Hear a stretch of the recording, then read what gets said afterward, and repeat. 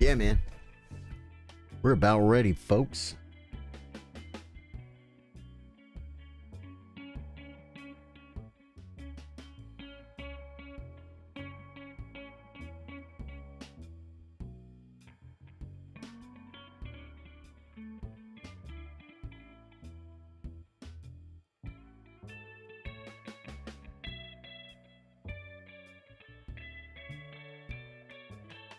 Let's go, Ian.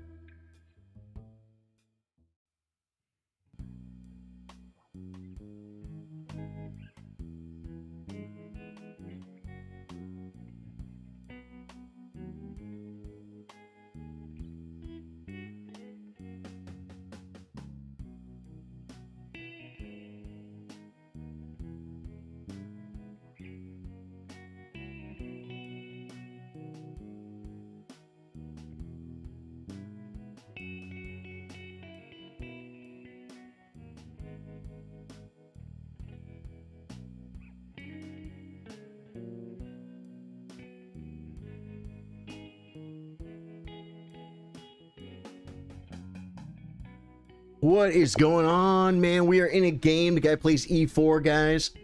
We're trying something a little different today. I'm going to shut chat off for the whole game. And I am going to try and focus more on winning instead of learning. Just this game. But we'll learn after the game. All right, guys. Steven, what's up, dude? Okay, chat's going off, guys. Everyone's got a board. You got, wait, we gotta turn the light on. Everyone's got a board. You're not looking at the camera. Your board isn't upside down or screwed up like it is. Everyone has a clock. Guys, I'm trying to be a good streamer. I was supposed to change my shirt. This could be a problem. E4, C5, knight f3, D6, D4, C4, knight, D4, knight F6. Knight C3, A6. This guy is playing a real Sicilian, guys. A Bacensky variation. Spain. Dude, literally the move is E5. I'm going to play it. Let me think for a minute. I know the move is E5.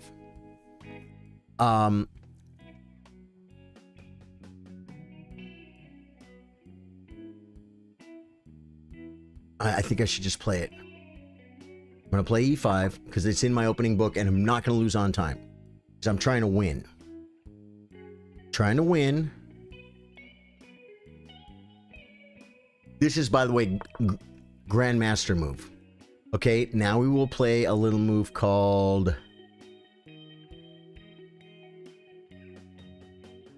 It's either Bishop E6 or Bishop E7, and I want to play the Grandmaster move, but I don't want to take 3 minutes to do it. I think it doesn't matter.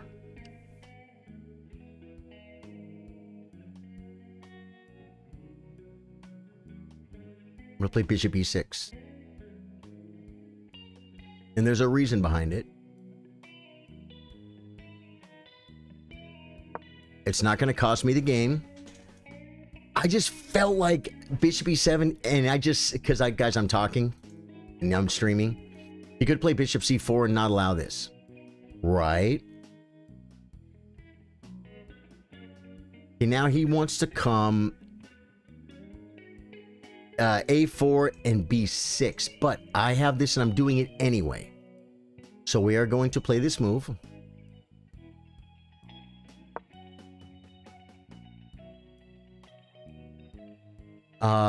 And I'm going to play Sicilian. That's what I'm doing. You said, what do you mean? You're already playing a Sicilian. This is a very unique position in the Sicilian.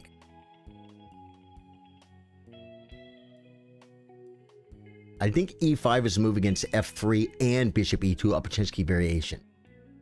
I learned that bishop e2 is the Opochinski variation from playing the white side of this years ago and looking up the game afterwards, but I look at it in a big fat book. Yeah, I'm not reading chat, but I do need to be focusing on the game. We are in the opening, and I'm not wasting. I'm already a minute down on the clock. A minute down on the clock, and I know it better than him. So why am I taking so much time? We know we want a castle, right? I'll tell you, yeah, he doesn't play the Grandmaster move, and that's fine. I mean, Grandmasters play this move. This is following a little bit more along the lines of the game I played as white a long time ago. F3, though. F3 is the move, but I think when they play F3, they can go and castle queenside. I have to play this, so we're going to do it.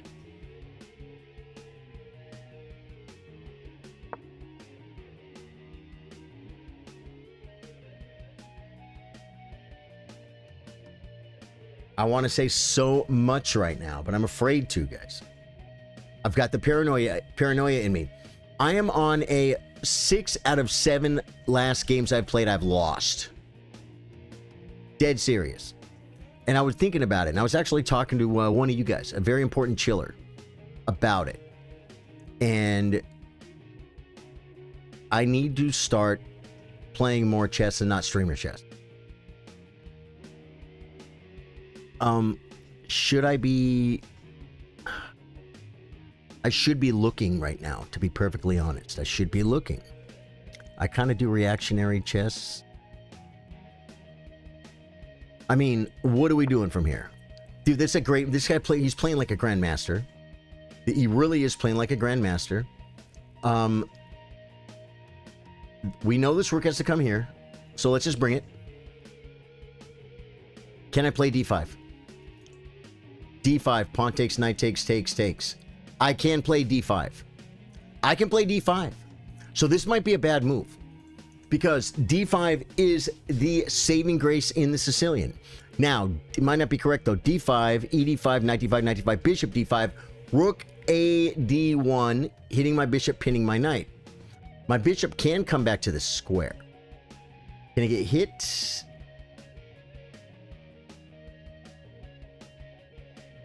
No, it can't. This is not as cool anymore because the sack's not on, because I don't have this. Might have it later, though. I don't think this is the move. I think I played d5 here.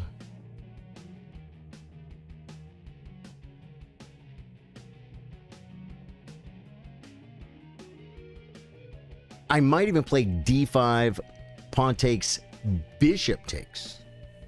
Knight takes, hitting the bishop. Rook c8. He could get c4.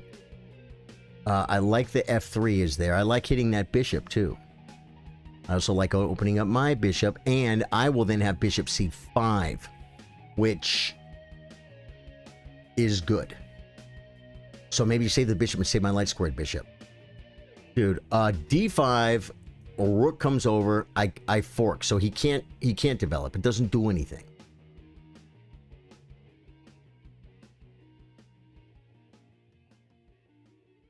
I'm gonna do this.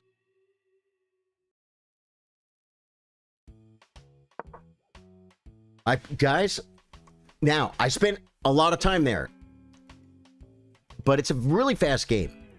It's a really fast game. Takes.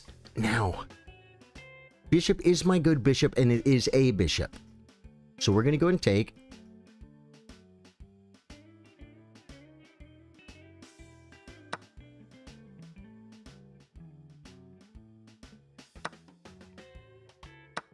Have to.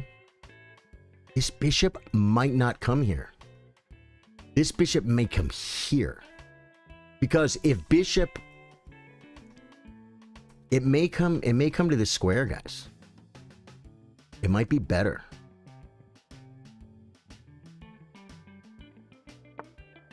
Plays c4. Okay. Now, my rook's going to come here with tempo.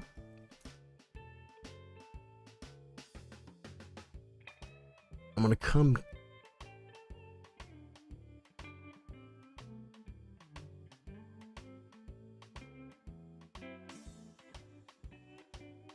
I think I come here.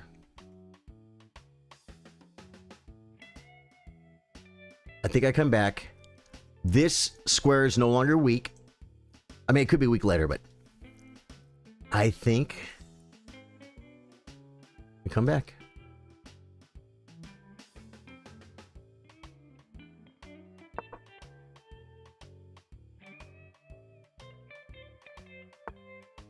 The rook comes. I think I play queen.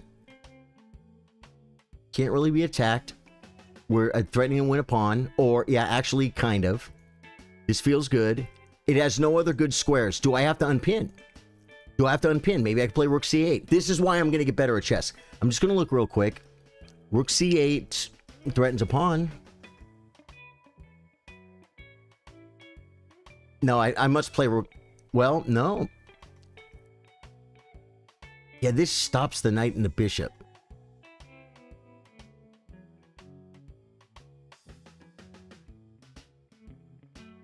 I'm gonna come here. Connecting my rooks. Now, I have one center pawn, he has none. Right?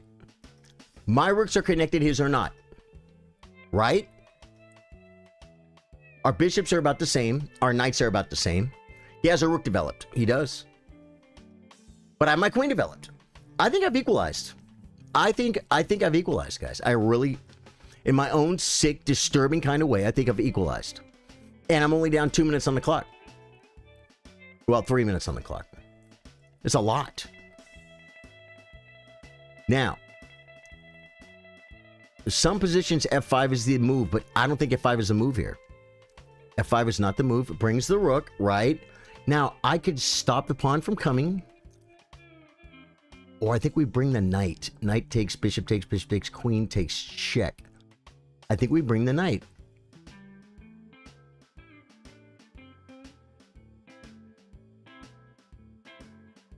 Let's think about it. What if I bring a piece? He can push is the problem. If push takes, there's pins. Knight takes, bishop takes. Yeah. So I think... Oh, man. I think we play knight. Let me look at it. Knight c5. Knight takes, bishop takes, queen. Knight takes, bishop takes, if takes. Check. I can bring rooks. My light squared bishop is looking really good. Better than his dark squared bishop. Final answer.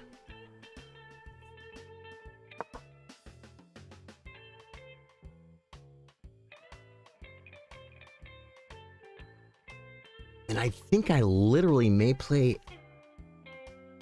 Oh. The best move is probably going to be bring the rook. Sorry, guys, I'm not talking to chat. You guys can say all the moves you want. No threat. I can't see anything. Okay, the queen comes. The queen comes. That's good. But guess what? I can take here. Or I could bring a rook that wanted to come c5 anyway. Or to c8 anyway. Rook c8. Takes. Rook takes. He could push then.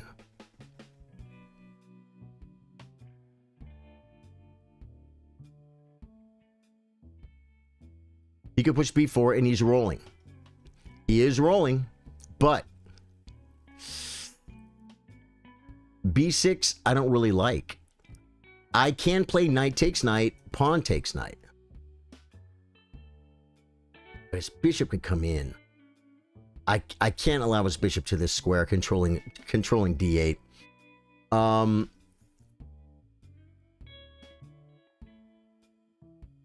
This is dumb.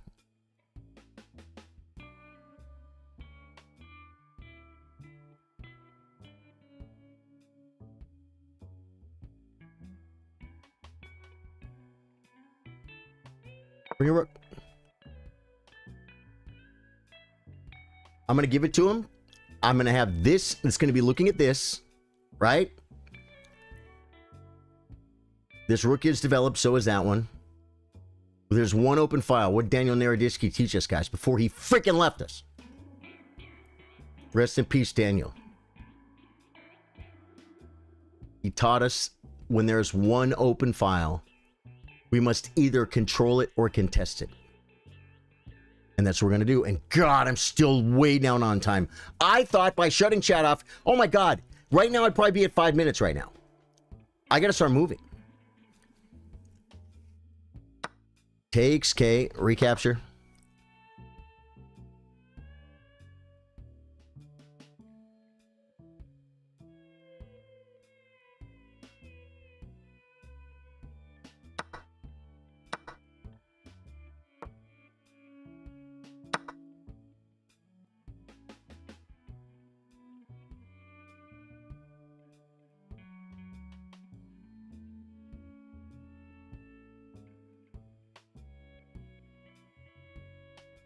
Coming back. Where do you think I'd come back, guys?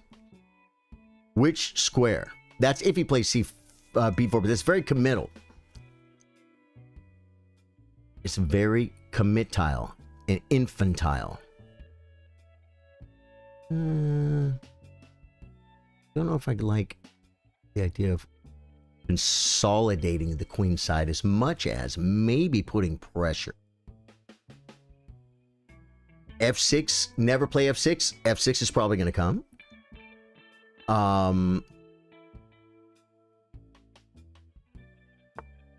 Plays it. I come all the way back up. Now, wait, one idea is to come to this square. Oh my God, I got to look at it. Queen, Rook C7. The thing is, he can push, but I can rip. So if I come back, and then we're going to threaten stuff. And also threaten that file. If I come back,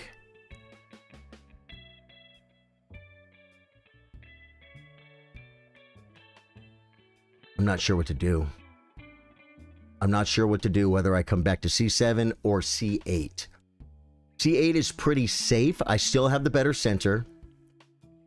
And I still, then I can control the file. I think the file's more important than piling up on the pawn. I don't want my rooks. I'll put them both right here. He'll push and sack that pawn, and he'll be active.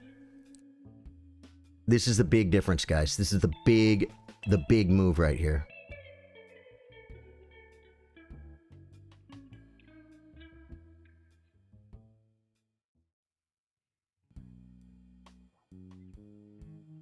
Let me look at it.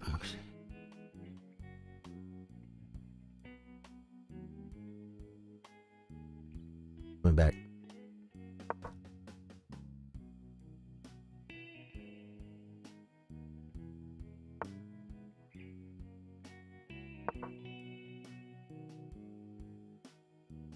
Do I play king or do I play F6 and king?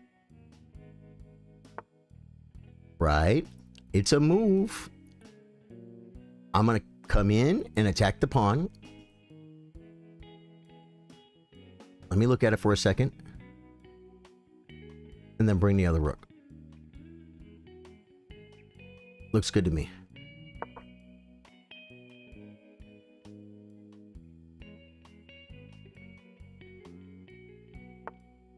Right? Wow. If I come and he's going to push, I'm going to play F6.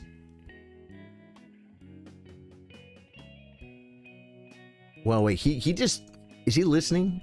He just did the thing, guys.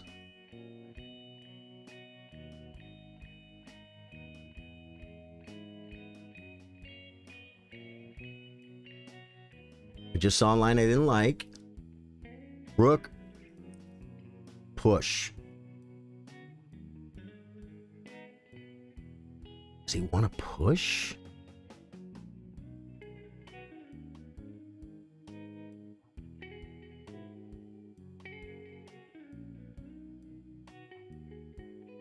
I think he's okay to push. So So maybe bishop and bishop?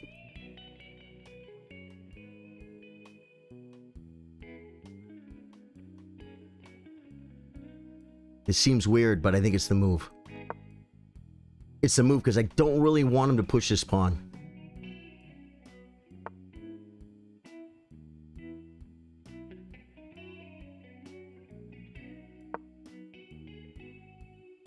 Now I can probably double up. Now his rooks look bad. This is... Now he's kind of advanced, guys. He's kind of advanced. F6, he has bishop c4. So maybe just king f8 is better. F6 when it's necessary. It still centralizes my king. My rook hitting b4 is a good thing.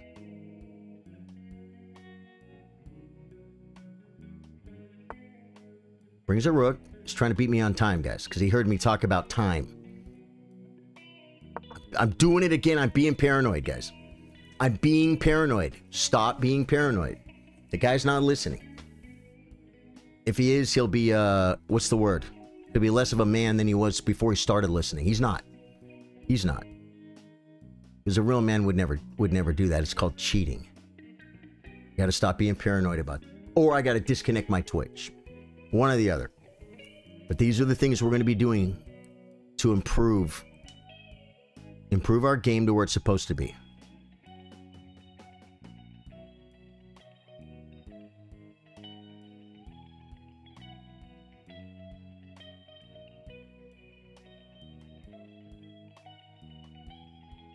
F5 could be a move. F5 in E4. Brings the king. Now I can pin the bishop.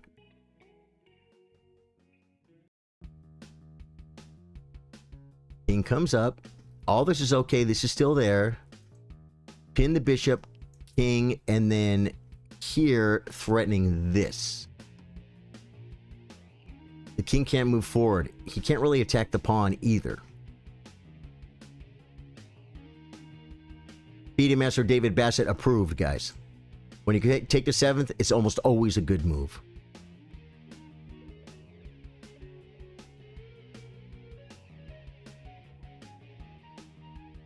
Pushing doesn't do anything now. Just pin this bishop, make it not even be a piece.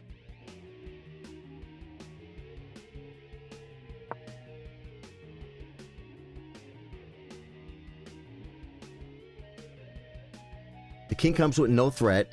I probably play king over, or like I said, over, and then he can stop me from having the file, but he can't really.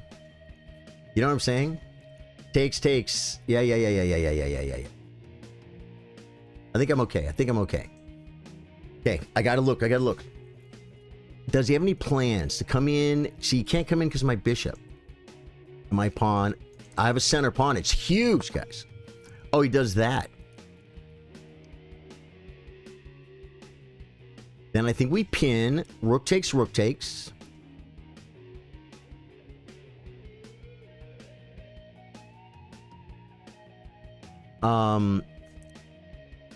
Or just bring. I kind of like the pin though. Do I want the bishops on? If everything disappeared right now, he'd have an advantage because of the advanced pawns. So then maybe... But this move... The bishop is kind of biting here, but it's holding here. Do you know what I'm saying?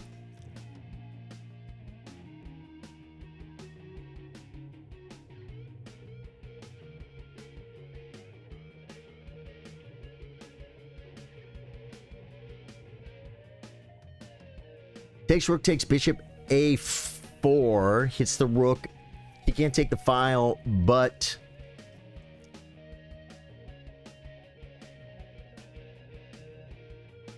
if he comes, then he's on this. I'm gonna have to take.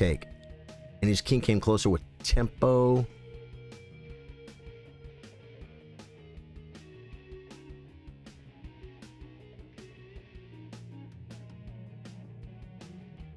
I gotta bring my king. I believe I got to bring my king.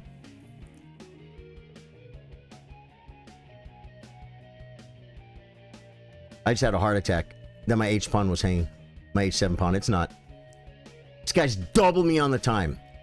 And even I might be better. I might be slightly. Well, no, I think I am better because I own the file. It's not worth 5 minutes. The king comes. Okay.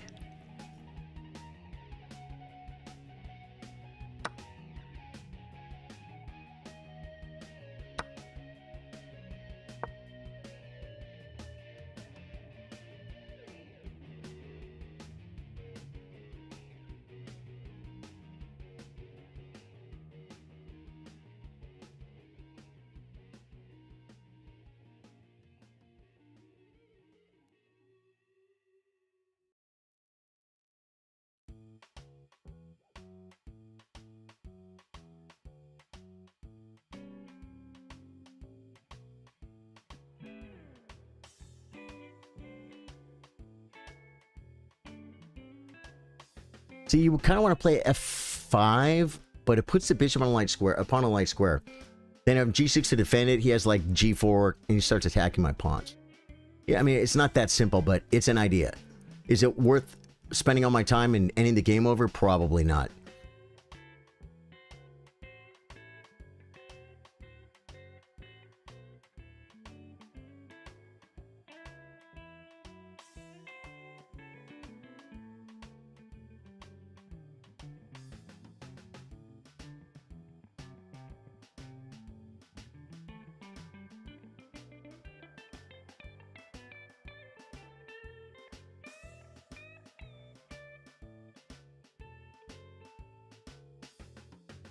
Yeah, I just realized something that I'm going to be regretting it much later on if I make the mistake.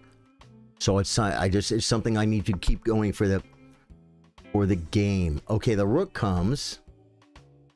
If I play this, I can back his king up a square. I definitely want to keep the pawns on. This might be okay.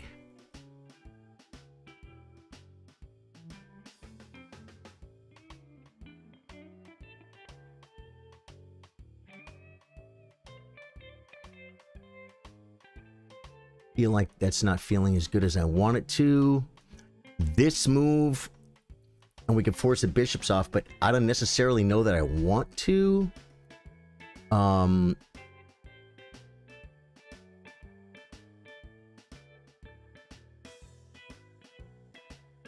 This is a bad move, though. How do I punish it?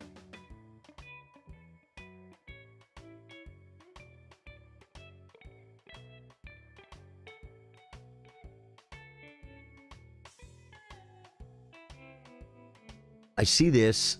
Take it. One thing it does, it backs his king up a square. I think we do it. Oh, wait. Bishop, rook. Takes, yes, takes, checks first. No, then I can come here.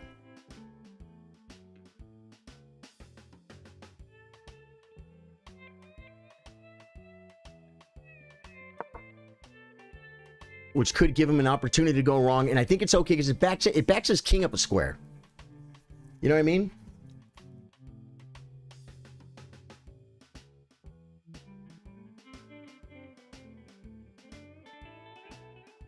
I'm not sure. These are like micro advantages. I think I'm gaining. I looked at this move. He attacks my pawn. We take. If he takes this, we save it. Okay, now we just have to defend. We just have to save it.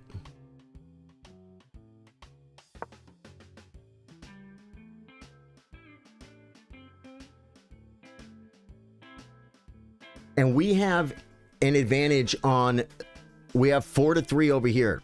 So we should be pushing these pawns. F5 was probably better before the bishop move. Maybe not, though. Maybe not, though.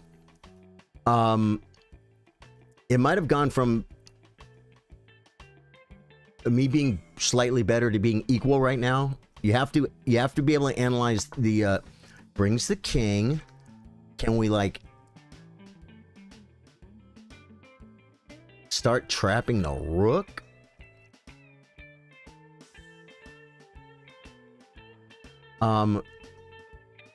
This, he could attack here, then I could come up. One or the other. And his rook's over here. You know what I'm saying? And my rook's not. This is another move. If he comes up, I guess I can check.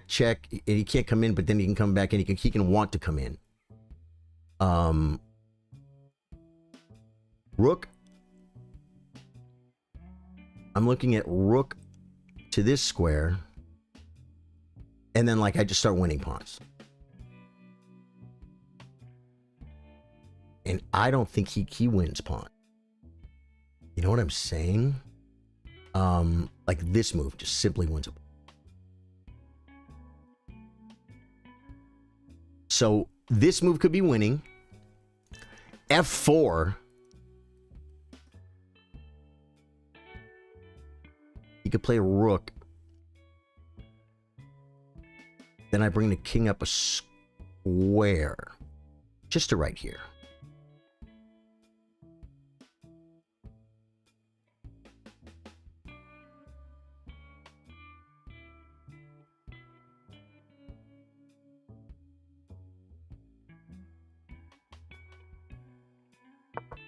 I have to move so I don't lose on time. Guys, I know I'm already way low on time. This is me using my time. This is me using my time. Or this is me trying not to lose on time. Oh, he could bring the king and I'm screwed. I didn't see it. Right.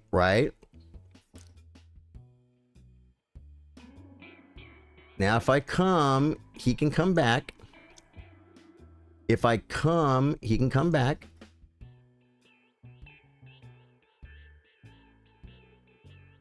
I think we just make our king better.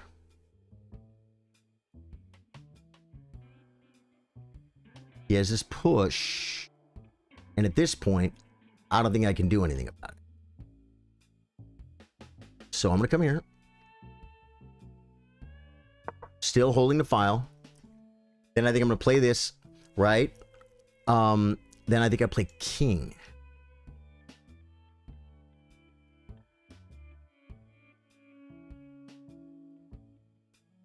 I'm getting low on time and I don't want to blunder. This move. He pushes, takes, he's on this. I take, he takes, he's got two connected passed pawns. I don't think I can allow that. This is a definite move.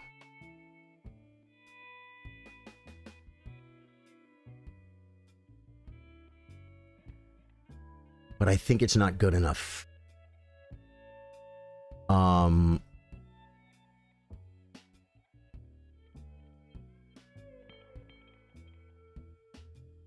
No, I think it's why I played not king up. So after takes, it's not check. This will be check.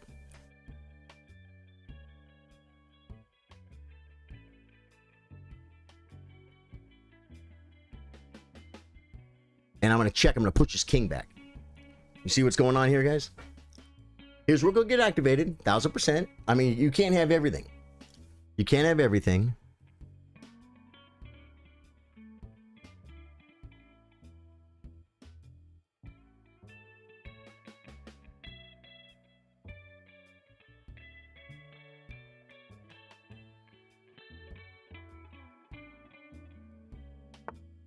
Brings the rook. Great. I can't come up. I can check and force him back.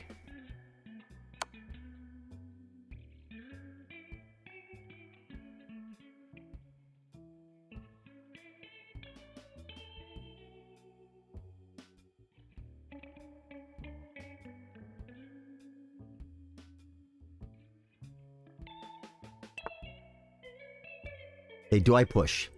Push, takes, and make a pass pawn. No, I lose my rook. So just counterattack. And I'm better. I almost feel like I want to get these going. So when he gets this check, I have a square to go to. You know what I'm saying? Because if I'm coming, I want to come up bad, but he'll get this check. It doesn't really do anything. I just come back.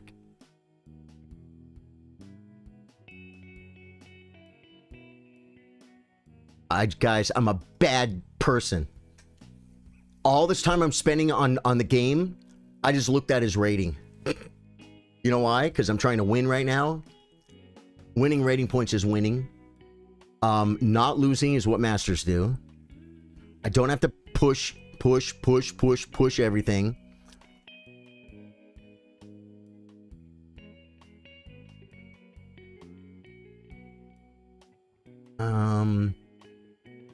It's probably a draw. And this is something you have to consider. Every game is not a win.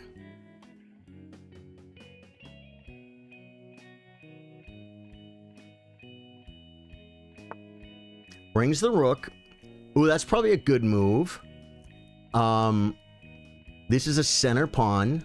Takes, rook check, king up. He's not threatening anything. He's threatening to come back. That's true, but I could take this. Those should get traded off. Here, check. Back.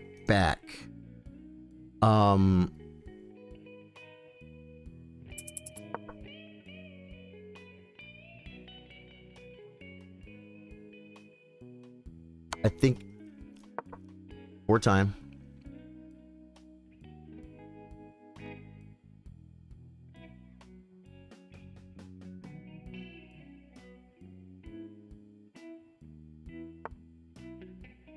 Probably a good move, threatening with check. I can't defend it, so I have to take. There is this move, and then check and push him to the back. But I don't think it's enough.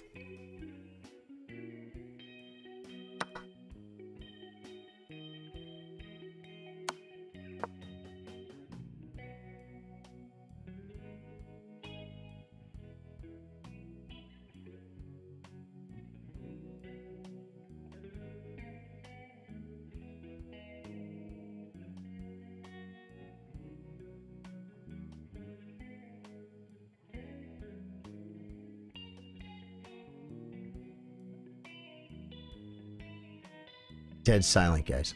It's a good move, man. I think it wins. I think it wins. Because rook, he has this.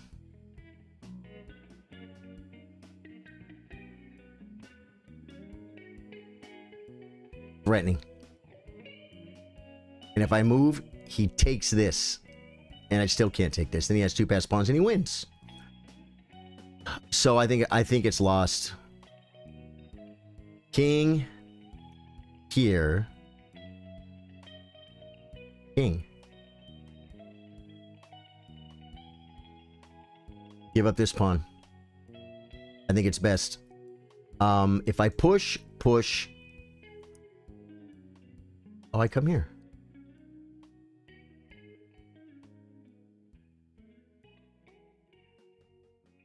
So I think I come.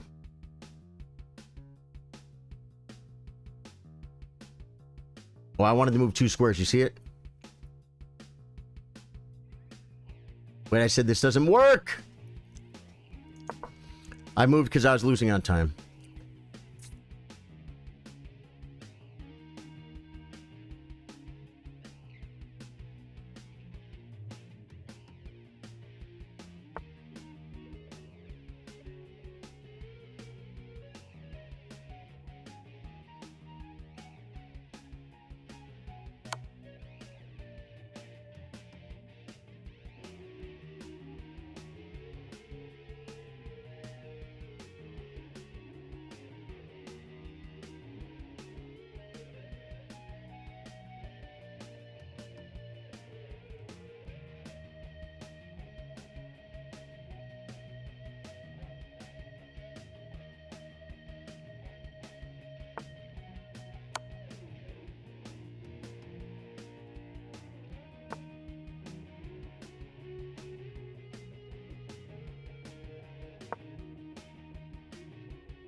I want him to come here and I was going to take check. I've been very, very, very, very, very, very, very low on time. Right. Okay. Do I bring the rook back? No, I think I bring the king.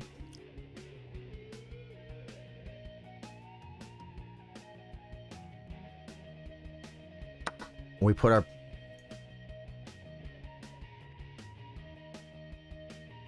hopes in this. Okay, I think I'm losing again.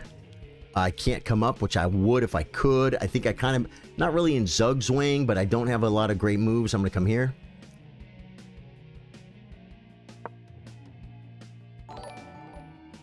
It's over. Yeah, it's over. King up, yes, check. I come here, he can come here.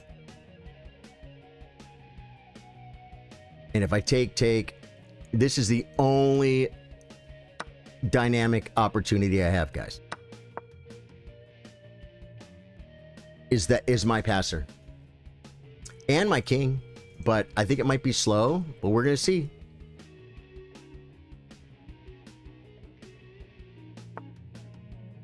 Wow. It's a free move, guys. That's a free move. That was a free move for my pawn. I'm losing. I feel like I'm completely lost here. But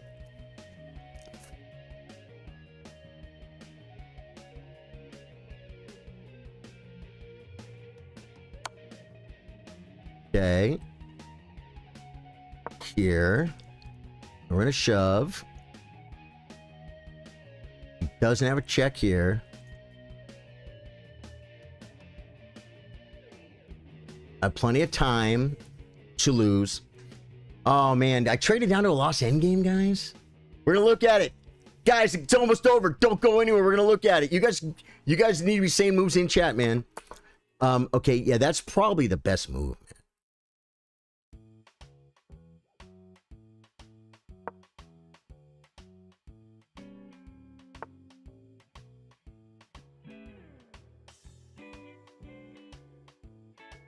If I go up over...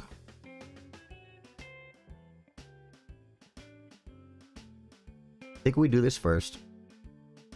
Because it advances, I think. One thing it doesn't do, though, maybe that wasn't the best move. Oh my god. What's he doing? I think he's supposed to push his pawn, guys. Am I queening now?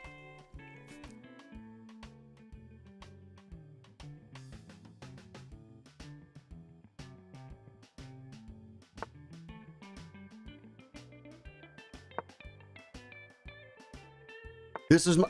Oh, okay. Yeah. I think I come here.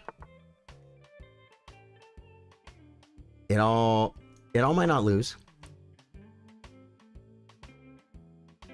It all might not lose for one reason. If I come here, there, he queens with check. I come here. Okay, I see what's happening.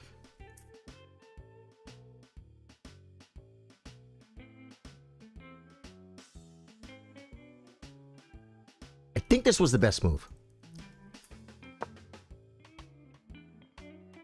Now we're going to get this pawn, and we're still playing chess. My king's a little out of play, but his king and two pawns are going to move real slow. And my king is just a few squares away from getting in the game.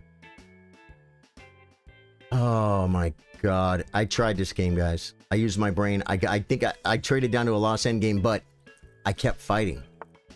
Okay, here he takes... Right, but if I come...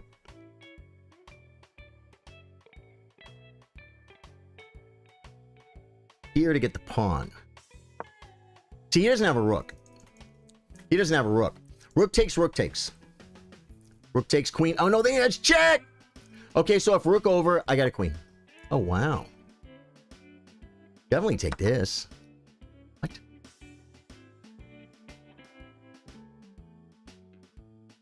What's he doing? Now I think he loses. Right? He loses now.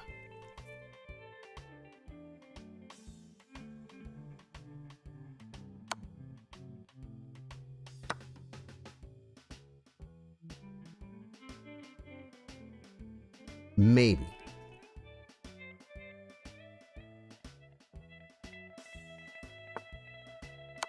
I think I have to do this, guys. Don't be mad at me. Don't be mad at me. I think it was the only. I think it was only.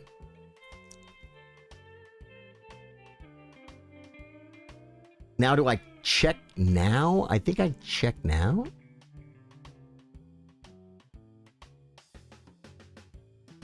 Oh my God. Check. If he comes up, I get to move. If he goes away, I attack. He comes here, check. I have a minute. If he pushes, I check. I can't lose. I just don't know if checking might have been the move, guys.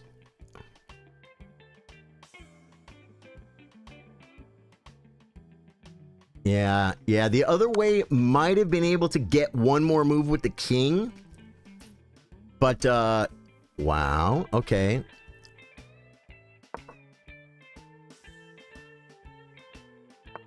See, if this is a queen, it would be different. But it's not. He could go in front, though.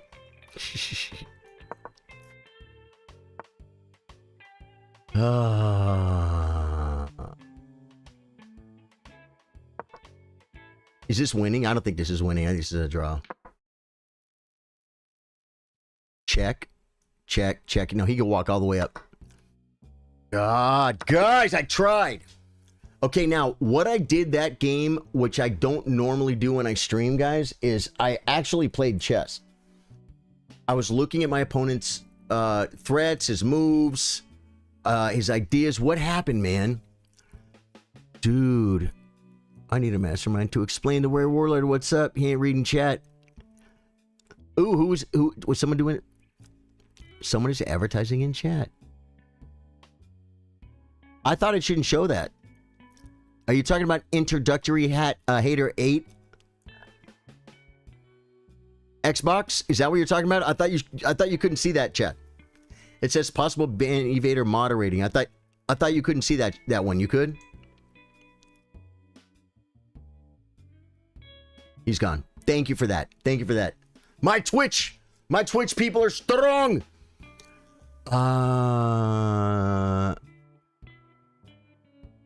Willie said, told you. Who'd you tell? You didn't tell me. You didn't tell me. I couldn't read you, brother. Dude, what is going on, guys? Welcome to Tactics Tuesday. Oh, man. Oh, man. Let me see who was all here. Armand, how you doing, man? Jason Sumter, what's up? Chess Channel, what's up, dude? Guys, we're going to look at the game, and we're going to see opinions about the game. I think I had some better moves in the middle game, I think. I think here's I'll show you guys where. We're gonna look at it, right? I believe I was slightly better and then we equalized, and I'll show you where, but I don't know what move I could have done.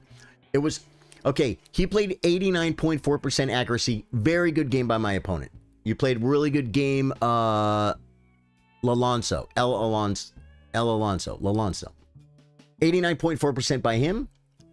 89.1 by me. He is from the great country of Spain. You guys can see some of these things. He had two great... neither of us had a brilliant move. He had two great moves. I had 5. We each played 9 book moves. He had 32 best moves. I had 34. So I played 3 better great moves than him. And 2 better best moves than him. You know what that tells me? Inaccuracy, inaccuracy, inaccuracy. Watch, we're gonna see. We're gonna see.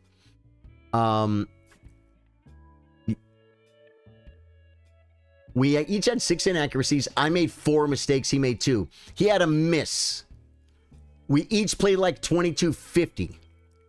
Guys, we each played like a 2250. Both of us, the opening is 100%.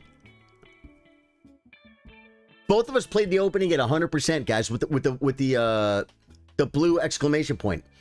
Both of us played the middle game with the blue exclamation point. 92.8 for him, 94 for me. So he did better in the end game. That's when he blundered, though. Yeah, I think he had this pawn move, guys. I think he was supposed to push a pawn. Instead, he moved his king. It was a waste of time. We're going to start the review. You want to hear the girls? Your opponent's channeling Fisher with e4. Okay, get ready. We've got options galore. Thank you, Andrea Botes. Caleb, what's up, dude? What is going on? Thank you so much for making me aware of that. I didn't think you could see that. Could he have sacked the rook for the queen and won in the top right corner? Maybe. Yes. Especially if he would have moved his king up instead of moving his pawn up, I think. Because if he would have done that, I win this pawn. The pawn he pushed way too far. He has to sack, and then I win this pawn. He has two pawns with his king. My king's got to run over, but I do have a rook. I mentioned that spot. We'll take a look. Okay, so this game, we have to look at the we have to look at everyone's favorite, guys. Welcome to this wait, guys, you got to be welcome to the Squiggler cam. Evenly matched, but some spicy moves from you. Nice. Look at this. So flatlined. Then he was doing better. Flatlined. He was winning. Over here's where I think he could have pushed that pawn, and it was flatlined. I was never winning. He was winning a couple of times. Those were his misses, guys. Those were his misses. Okay. Let's take a look and see. Oh, and I don't care about the rating points, but I kind of cared about the rating points. Here's another thing that we have to understand about me and my chess game. You want to mint me. Big fan, Waggy. Thank you, guys. Hey, man, love the channel. Waggy, I love you too, brother. Thank you. You guys are too much, man. What an end game. Brian, we're going to see what I could have done better. You could have drawn. I did draw. Oh, you mean I could have drawn back when he was going to win. Okay. Do we listen to the Bote sisters, guys? e4, huh? Your opponent's going for that classic center control. We see you. All right, guys, let's go for it. Let's let the girls talk. Oh, we see the Sicilian. Bold choice, betting on unbalanced positions from the get-go. Thank you, Alexandria. They're fighting for d4. Okay, so what Sicilian are we facing? Now your bishop can join the party. White offers to trade in the center, giving up a center pawn for more active pieces. All right. What you guys have to understand here is I pay attention to things like audio. And the voice on that was Andrea, but it was either recorded on a different microphone or on a different day. What I actually think it is they sampled their voices and then so they can make them say whatever they want. But that comment right there was an actual recording of her. Listen. Now your bishop can join the party. Right here, listen to Andrea. White offers to trade in the center, giving up a center pawn for more active pieces. But listen when she talked earlier. Oh, we see the Sicilian. Bold choice, betting on unbalanced positions from the get-go. Listen. They're fighting for d. Wait, what's the first? e4, huh? Your opponent's going for that classic center control. We see you. Listen to her voice right there. e4, huh? Your opponent's going for that classic center control. We see you. Now listen. Now White offers to trade in the center, giving up a center pawn for more active pieces. Same person. Different microphone, different day. One of them's AI, one of them's not. Flipping it. You guys hear that though? Okay. White recaptures the pawn and activates the knight in return for having one central pawn versus Black's two central pawns. Have you ever played chess and tried? Waggy. Don't talk like that in my chat, man. The voices are repeating 2 times. Oh, you guys are getting a delay. You guys are getting a delay because I got it too loud. Try it now. Okay. White recaptures the pawn You and still hear it? activates the knight in return for having one central pawn versus Black's two central pawns. Yeah. As a matter of fact, sorry, Waggy. Waggy, go to your next favorite streamer and don't be an idiot. Waggy got banned. Yeah, Waggy just got banned. I just got rid of a potential fan, but no, guys, no adult walks in a room and talks like that. So yeah, ban. Because you know it's like fool me once, shame on you. Fool me twice, shame on me. Nice. Yeah, he got Waggy. You're activating a knight and challenging he got for the Wagooed. center. Love to see it. He got Wagooed. There's a setting on this microphone. I'm sure the setting is correct, but let me double check it.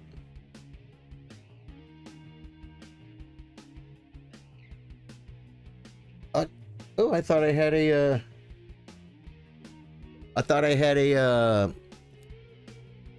thing on it, but I don't. The guy got Wagooed, man. I got Wagooed. Okay.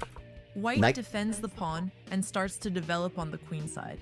This is Sicilian, guys. Now, it is in this position we have mainline Sicilian where I can play G6, E6, E5, Knight C6.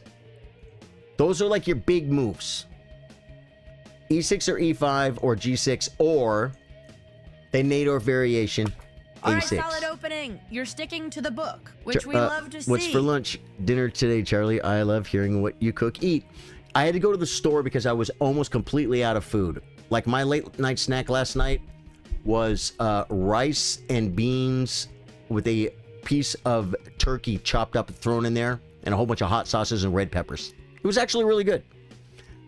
But that was the bottom of the barrel, okay? I went to the store, came home, I still had time, so I made a chicken quarter. Chicken quarters are insane. It's a huge bag for like $5.50. You could feed like, if I had like 8 boys, you know what they'd eat every day? They'd each get a chicken quarter, a freaking big pile of beans, and a big pile of spinach. Cost me like freaking $2 a kid. You know what I mean? And they'd be eating good. They'd probably get sick of it.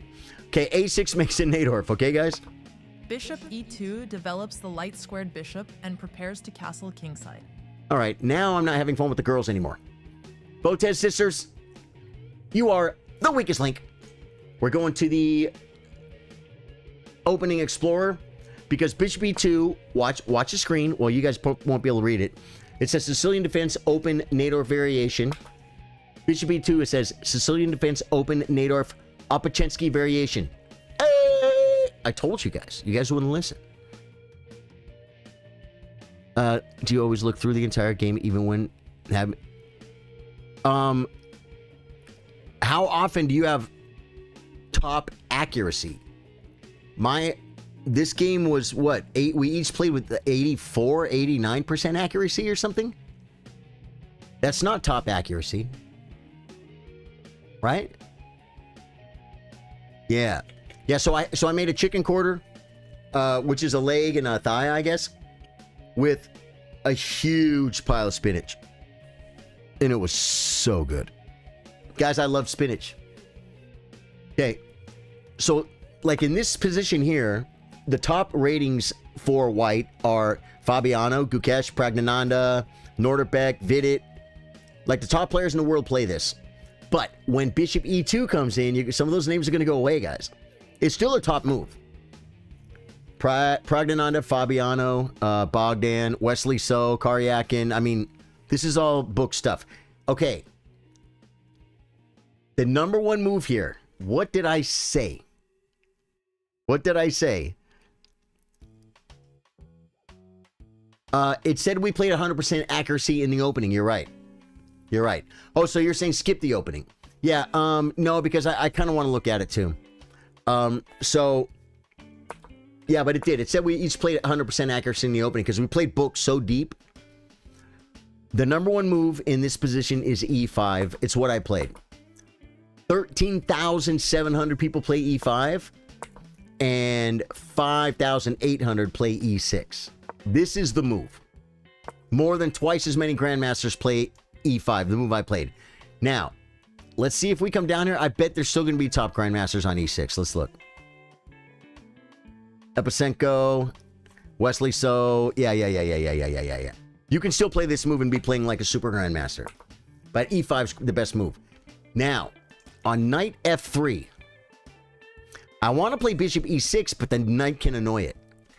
Perfectly honest, not 1,000,000% sure what to do with it. But there are two lines.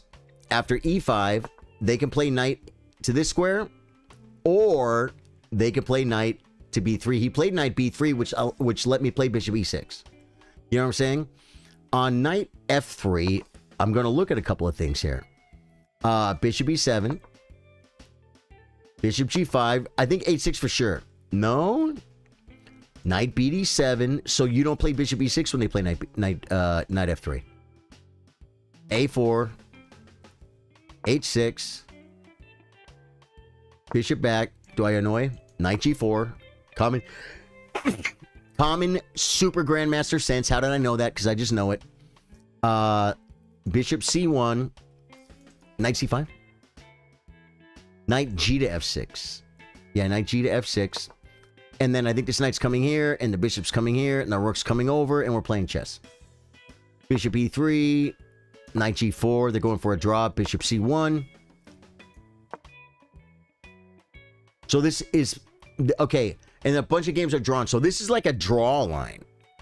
Okay, but if on bishop e3, if in this position, after bishop e3, what else can you play? b6 is a move. Probably heading for this. Okay. I just wanted to see, because I need, and that's something I need to go over, the knight f3 lines. Oh, yeah, so anyway, so after knight b3, there's two moves. The number one move is bishop e7. You know why? And this, it's not what I played. Daniel Abbott, because bishop e7 prepares castling. I could play bishop e6 later, but I was worried about bishop c4. But that's just dumb. Oh, yeah. No. I looked at this real fast. There are no games in this. But here's what I looked at. Let me show you what I looked at. Bishop c4. Oh, queen c7.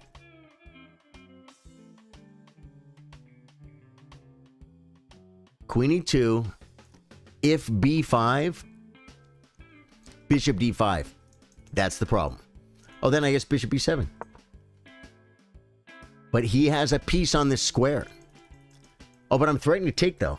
So I didn't... Yeah, he has to take. Takes.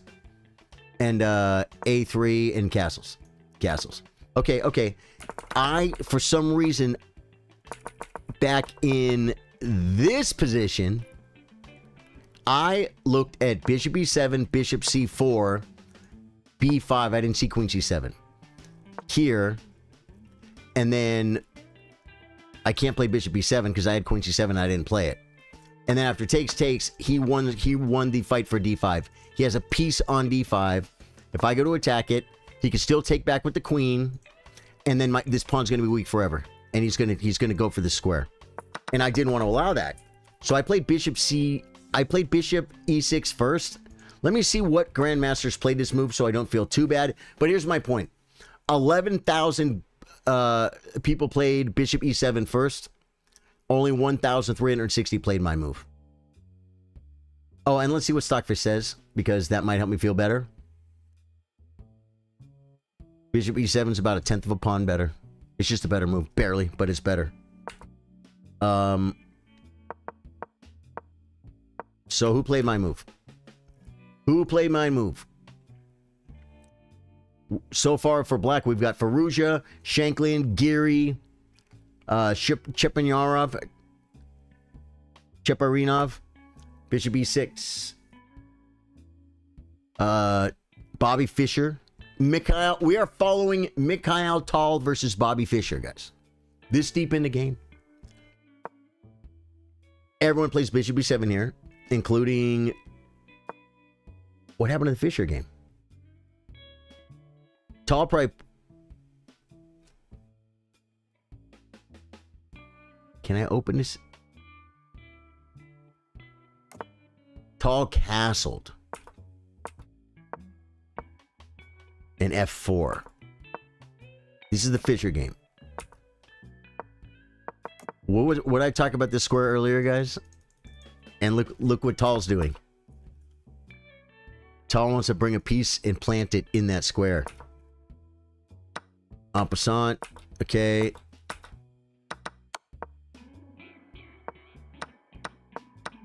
And what happens? Fisher wins the endgame? What do you guys think happens here? We gotta look.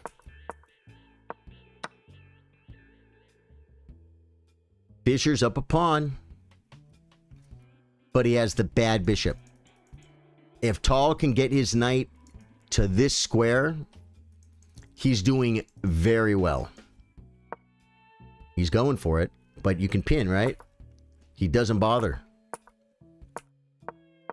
Okay, now let's see if Fisher can outmaneuver Tall, because this bishop sucks. Look, he doesn't even play chess.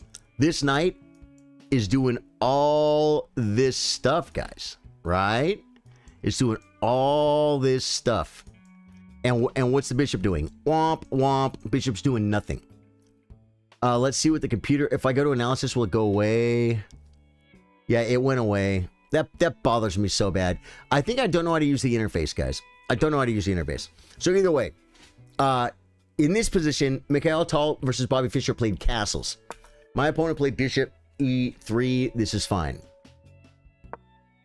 Bishop e7 is the number one move. Castles, number one move. Queen d2. Okay, f3. No master played f3. The minute we see f3, the ratings drop down to 2200, 1200, 1700. Okay, there's a 2900. No grandmaster plays. If you got to play, why? What's he afraid of? It's defended. Why would he block his bishop and his queen? I spend a whole move. Queen d2 here, maybe. Yeah, queen d2. Queen d2 or f4, which we may be getting close to transposing back into the Bobby Fischer game. But you see the idea? f4, guys. f4, and you know what a lot of times you do? You take it. Yep, you take it. That's a grandmaster move. Yep, Benjamin Bach played that. And then like bishop f4. And now you have a little weakness here, but you're playing chess. It's like, it's about equal. Okay. f3, not a good move. Okay, knight bd7, 78 games. That was best.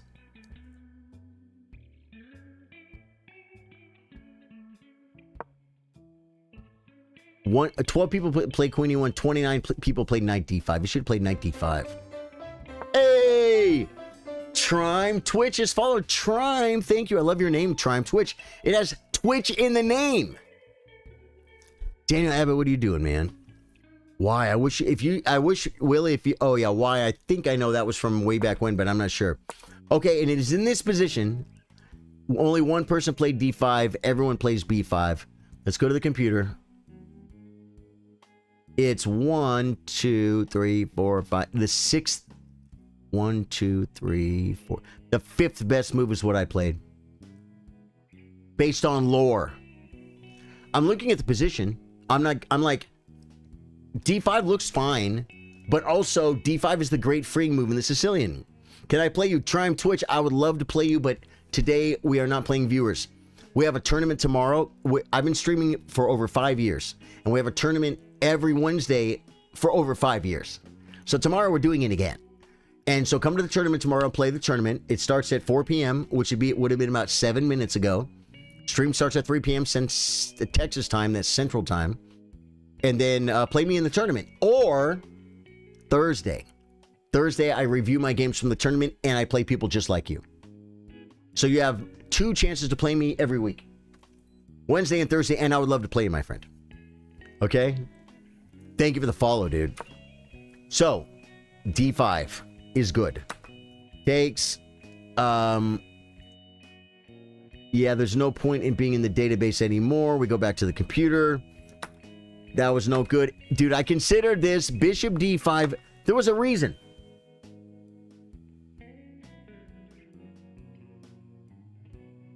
What was the reason? Maybe this was it.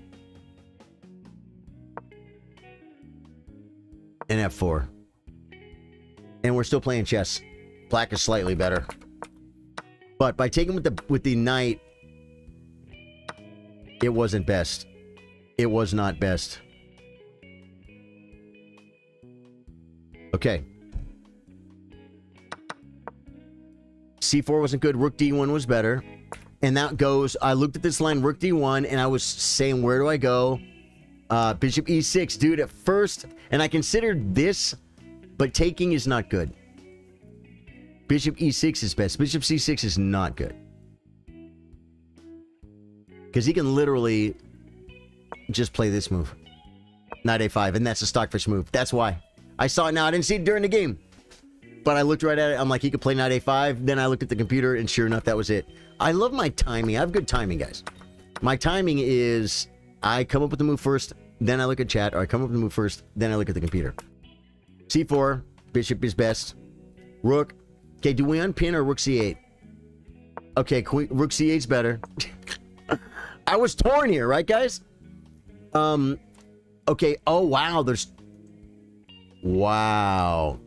Rook C8, Queen C8 is even better. And it just gives a pawn. Oh, no, it doesn't. We're just playing chess. We're just playing chess. The cool thing about this pawn is he's kind of far advanced, and his friends can't help him. This isn't a bad move.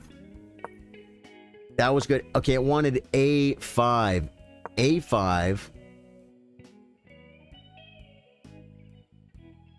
Queen G3. Dude, who plays H5 here? Stockfish. Crazy. A5. This is okay. That was okay. It wanted Knight B3. I didn't like this. Because my bishop's biting granite. He gets a semi-open file. Yeah, but I guess maybe this just slows his pawns down. His majority. And the weaknesses. You know what I'm saying? So I didn't want to give the bishop up though, but I guess I understand. I'm listening. I'm listening, Stockfish. Messing the pawns up is better. Oh, wait.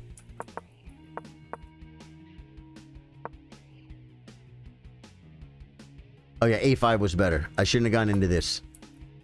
Oh, and then knight takes knight. It's got to be better. Knight takes B3 was better. But knight B3, A B3, and what? A5 or F5? F5. I told you these are the ideas in these positions. I just didn't like this. And now he controls the square. You know what I'm saying? And I didn't like it. It actually says I'm fine. To me, that's like, it's like a no-no. Okay, now it's plus 0.23. And that's a good move. It actually wanted A3 first. Remember all the times I could have got the A pawn? Clean clipped. How you doing, brother? Good to see you, man. If anyone wants to get better at chess and join the best chess community in the world, we're not a new community. We've been around for 5 years. 4 times a week at least playing chess. Full-time streamer. Hit the like button, follow button, sub button, guys. We need likes. We need likes, follows, and comments and subs and all those things. Yeah, those are good. That was okay. Dude, I considered maybe coming to one of these squares. I was actually looking Rook C7. So I played the second best move. It's good. This is best. That's easy to see. Oh, should I have pushed? No. King F8. Is that what I played? Oh, I played the best move. Yeah, how you doing, clean clipped? Clean clipped? That was best. Now, King F8.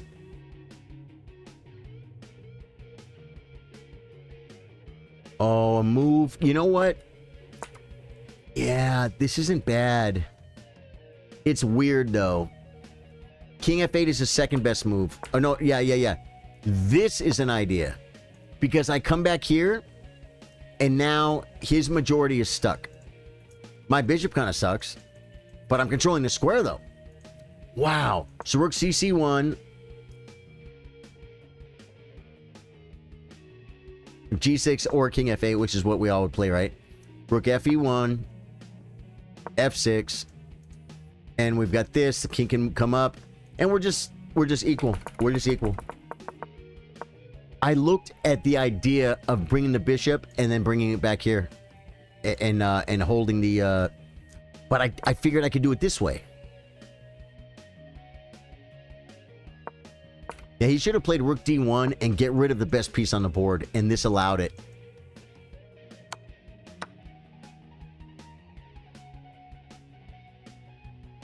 And then you got to come back, and then I come back, and it's pretty equal. White's a little bit better.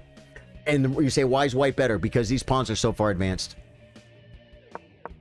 We're going to get to the end game, guys. That's the part that's got everybody's juices flowing. That was good at once. G5 first. Wow. G5. Crazy. I guess it's to stop this bishop from coming this way. G5? I don't know. King f8 is that second best move. It's going back and forth. But I wanted that word G5 move. Bring the king, bring the king. Takes, takes. That was good at once. F5. Guys, I was considering it, right?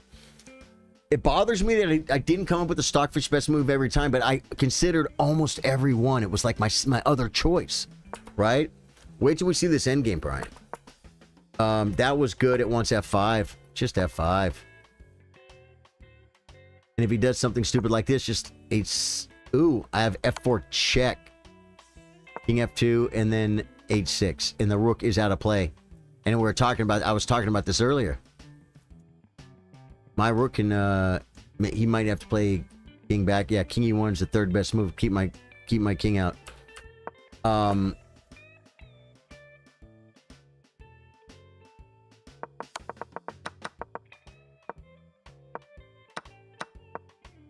Okay, white is still better. That was best. Activate the rook, guys. Active rook. He found the best move too. Now, I'm not sure if I did the right thing here, guys. It wants rook E1 check. King F2. Rook A1. Rook C3. Either king D7. Yeah, king D7 and king here keeps him out. Well, he can come in here, but... King D7, check. King C7. And then he has to start shoving because he doesn't really have anything. Now I come up. Nope. Oh, we start attacking pawns, I guess. This is all equal, though. This is all equal. All rook endgames are drawn, guys. Check. Back. Comes up. That was a mistake. It wanted me to take. But I'm trading a wing pawn for a center pawn, and it bothers me. I do get a tempo, though. I do get a tempo.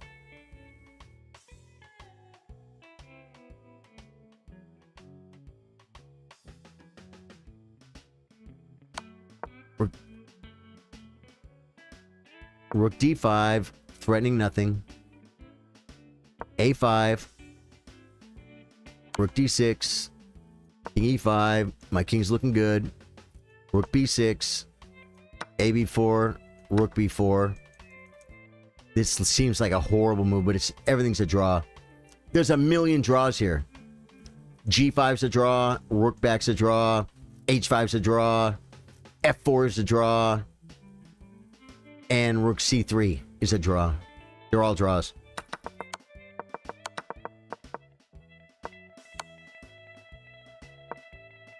Okay, best here. And now he's better, and I knew it. Now it's plus 0.1. That's a mistake. That's a mistake. I should play Rook C3 now. But I saw this move.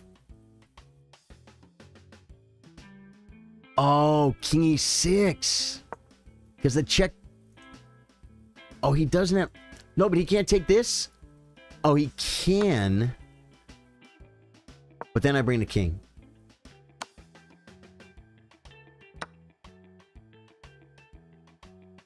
This is the most common idea you would play, right? King D6 and takes. And this is still dead draw. There's like two moves that are dead draws from there, which I felt like it was losing. And then he really messed up. That was what I made a mistake too, though. That's a miss. Best here. That was good. I got to start bringing the king. This just lets him in if he wants to get in later. You know what I'm saying? So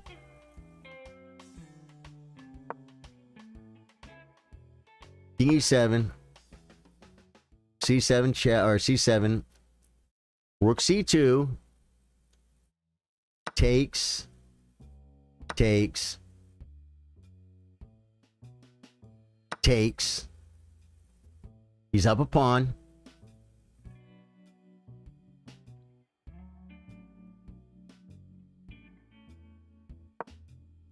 Then we get behind the pawn. But, man, King F2. Check. Here.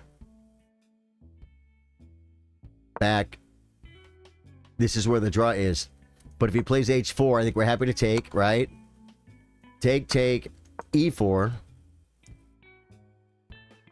And this is, you can look at it forever. But these Stockfish sees the draw. Okay. They wanted King D7. That's a mistake. King D6.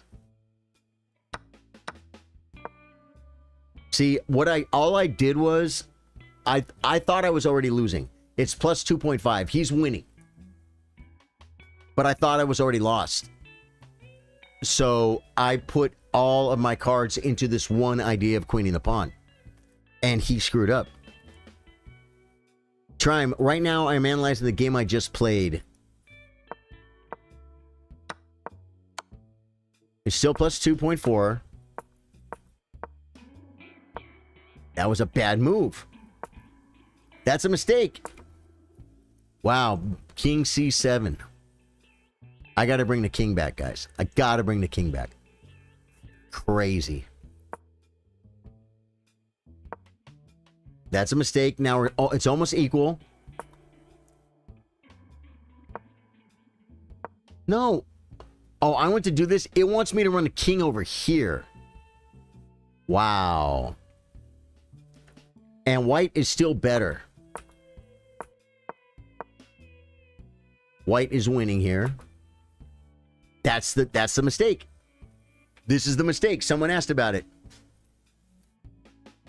Someone asked, couldn't he have sacked the rook and pushed his pawns? Yes, but when he pushed this pawn too far, then he just lost it. You know what I'm saying? He just lost it. It's gone. Because he has to sack the rook. Best, takes, best. Wait. Best. Takes his best, and it's a draw. Yep. So, all the way back here, it's a draw. That was a good game, man. Wow. I mean, you go... I never had Rook B1. I never had Rook B1.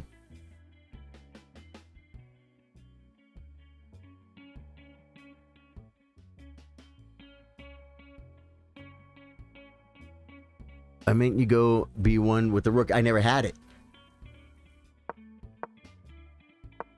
Oh, here. He just takes.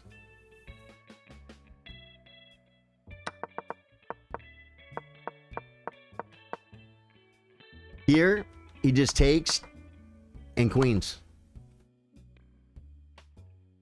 See it, Weary? Yeah, I saw that. I saw that line. It didn't work. The beauty of it is this pawn is so far back. No, it's okay. We're a warlord. It's okay. You have to be able to try and come up with ideas and use your brain and be wrong, which is why I looked at the game here to see what I could have done better. Do you know what I'm saying? Yeah, no. It's okay. You made a mistake, man. But that was pretty good. But man, oh man, this is just a waste of a move. He should do what? Here, F4. if I check, he just brings king. Now he's just winning. He's just winning. Yeah. And I said this too. When he did this, I was shocked. He actually did another one earlier too. Here.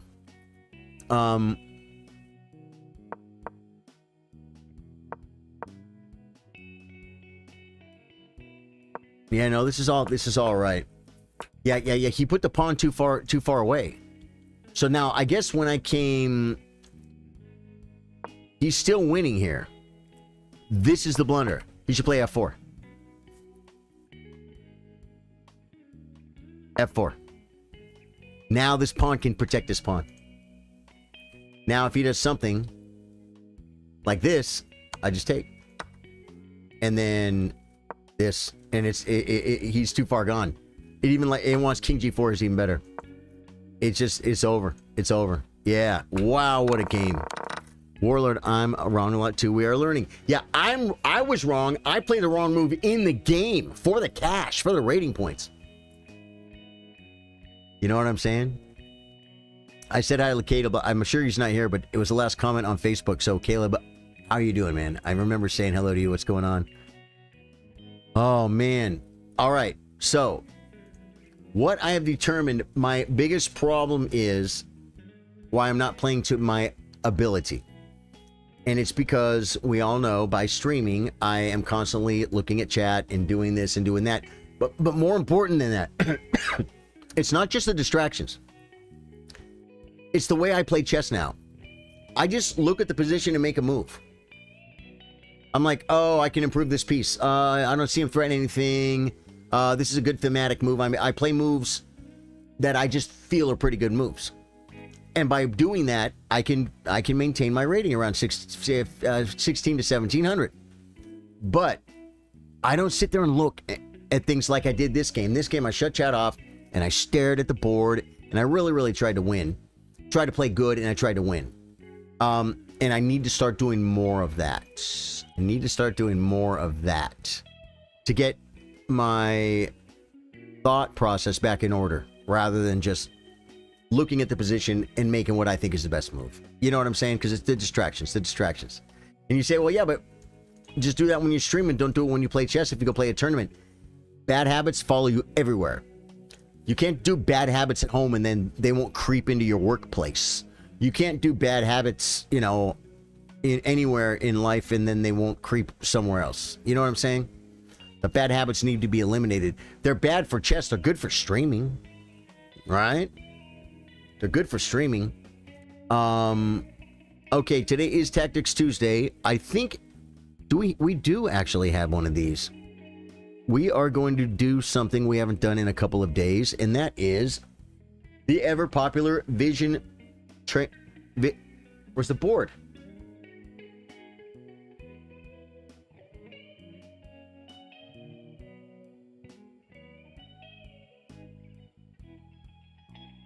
I don't understand, but I'm just gonna make one. I'm gonna make one, folks. Because I want to do my Vision Trainer. This Vision Trainer is good for teaching you the squares. It gives you like a... It gives each square a name. You know what I'm saying? What's wrong with like a square having a name? So when you're trying to remember position or something, you have a name. Plus, what if you run into Hikaru and say, what's your favorite opening? Let's play a game. Or just show me your favorite moves in the opening. And you go like, oh, I moved that one pawn to that one square. It doesn't work. You don't even speak Hikaru's language. So if you ever talk to him, you can't play chess. Or you can't talk chess with him. But even a beginner can learn the coordinates. And then I still am horrible at chess, but I could still talk chess to Hikaru. I can still say, oh my god, if the Ferrugia game, the last game of the Speed Chess Challenge, when he played h6, he'll be like, man, I know I had bishop b5 on lives. No, I know it's crazy. We can talk chess. You know what I'm saying? You should. Plus, when you're studying, it helps you learn better, man. I don't know if you guys see me do it right when I'm like, I just know E4 C5 the game I just played, but this is Sicilian. But E4 C5 knight f3 D6 D4 C4 knight D4 knight f6 knight C3 A6 A6 bishop E2 Opochinski variation.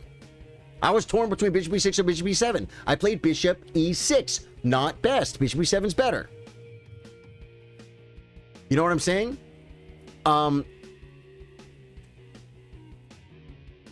It just makes more. It just makes you. It's just better. I mean, I wish like someone like FIDE Master David Bassett would tell us exactly why.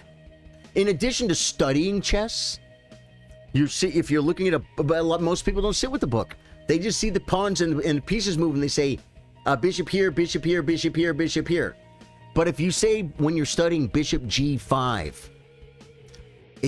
rather than just bishop here, I don't know. To me, it there has to be an insane number of reasons why it's better.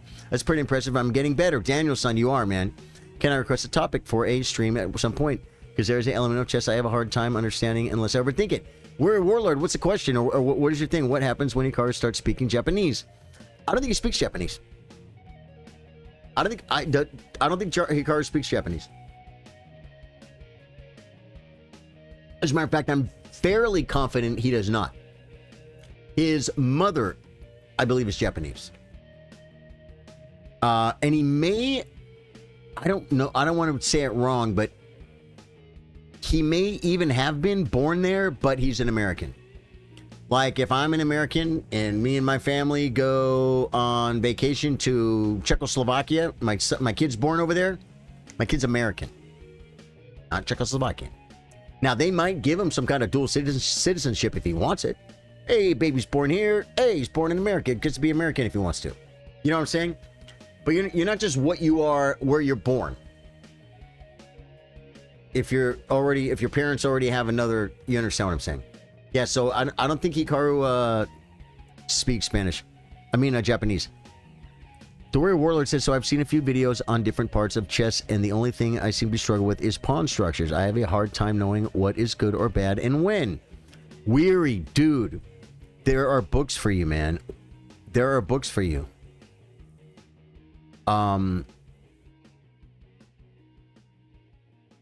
Look for the look. There's complete videos on pawn play, pawn structure. You know what I'm saying? There is. A lot of times endgames will help you with that. You should be studying endgames anyway. It's like it's just the way it is. Okay, guys. I'm gonna make a cup of coffee. I'm gonna take you guys halfway with me. I gotta uncover the coffee can.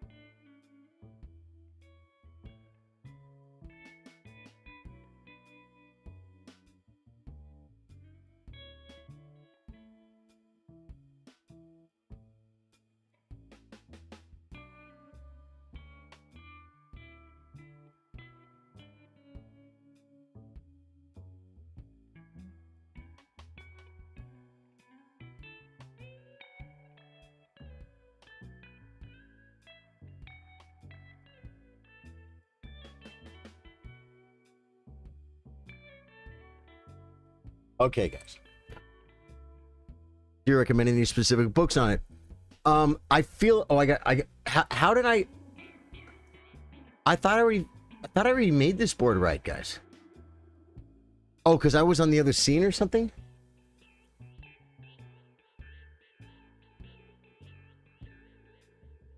I definitely want to fix it on Vision.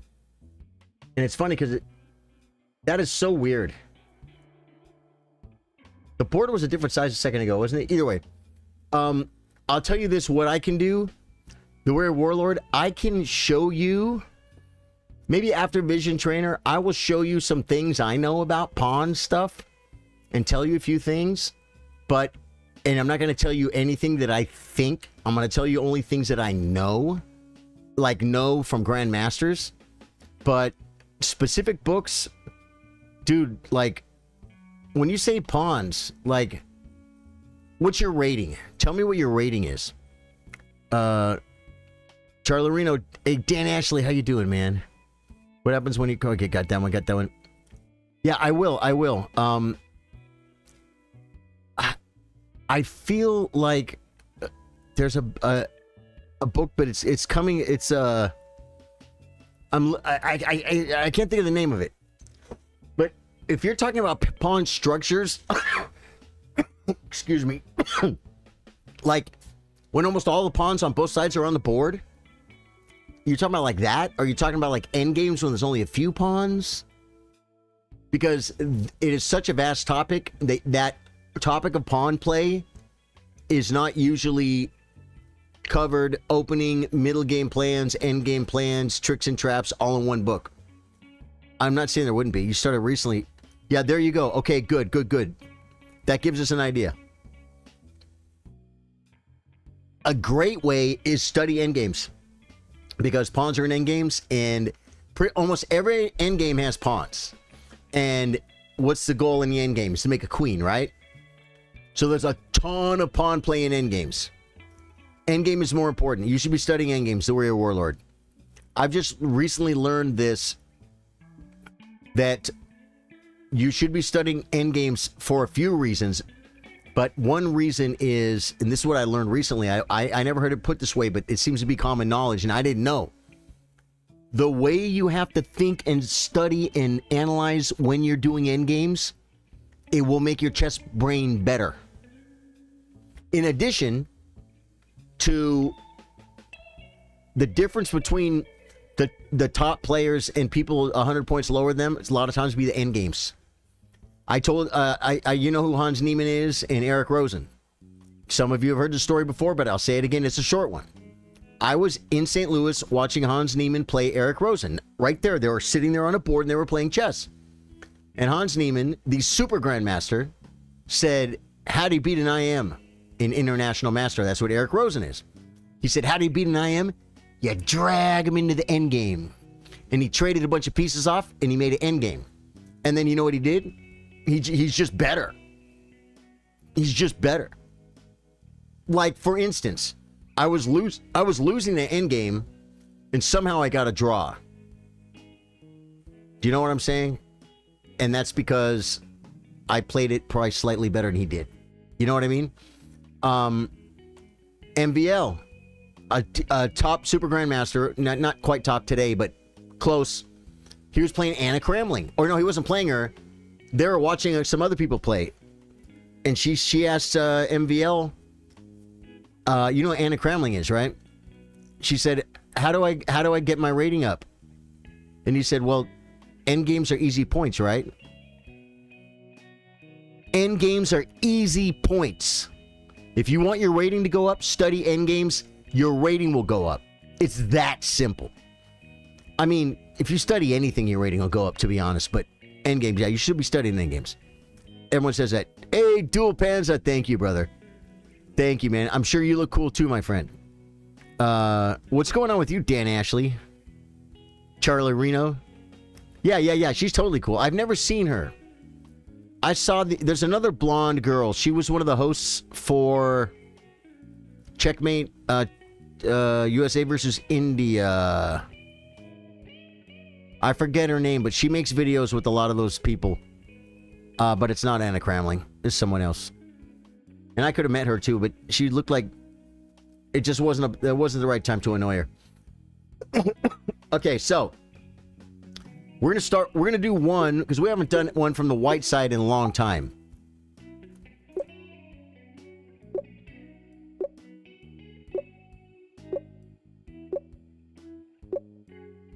Ah!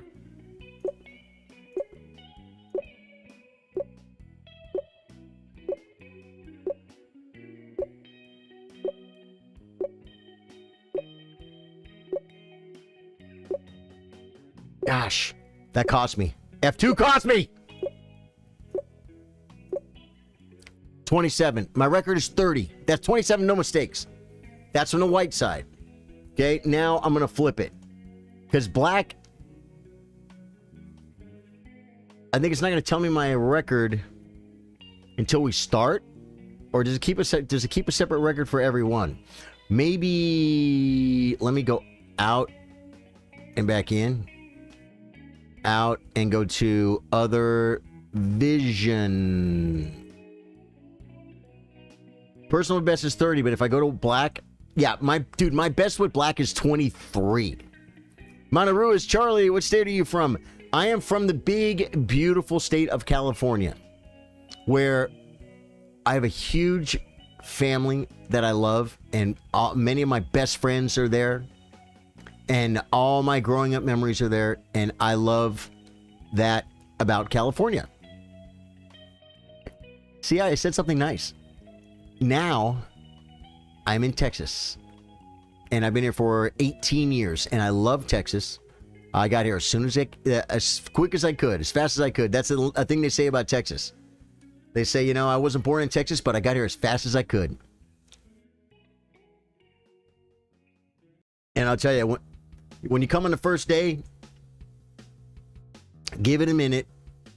Don't bring your crazy ideas from your crazy states to Texas. Texas is doing very well. We got a good thing going here. You're running from somewhere else. Run to Texas. We will accept you. But you got to leave you can't come to Texas and try and ruin it like the state that you used to live in and got ruined. You understand what I'm saying? So when you first get here, they'll look at you funny. You've been here for 18 years, and, you assimilate. Boy, they treat you just like you're one of them. People, dude, California, I loved California, but you know what? I never had any pride that I was from California. People in Texas, they have there's a pride they have. You know what I mean? It's Central Texas, near Austin. Near Austin, Joseph. Yeah. What state are you from, Manu? Okay, this is from the black side. Let me see. E4. Wait. E4, C5. Knight F6. It's going to flip. E4, C5.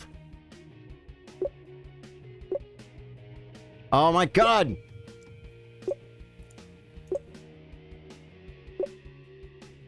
I'm all over the place, but no mistakes. H3, A5, E6, C1, D5, H2. I made a mistake already, guys. I just actually looked at one of the coordinates. That's bad. You're not supposed to look at the coordinates. You're supposed to know the square.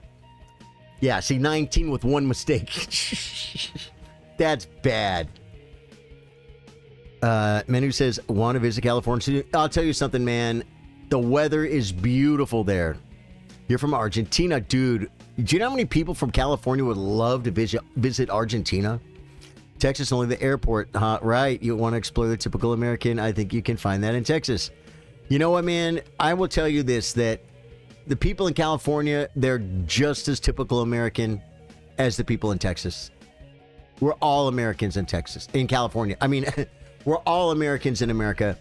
We just geographically live in different places.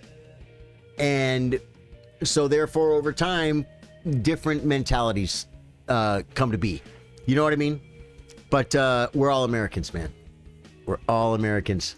You can get typical Americans in California, in Maine, in New York. A New Yorker, oh my God, a New Yorker is so cliche, yet they're as American as a cowboy in Texas.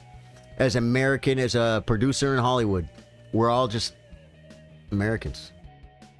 Try another one.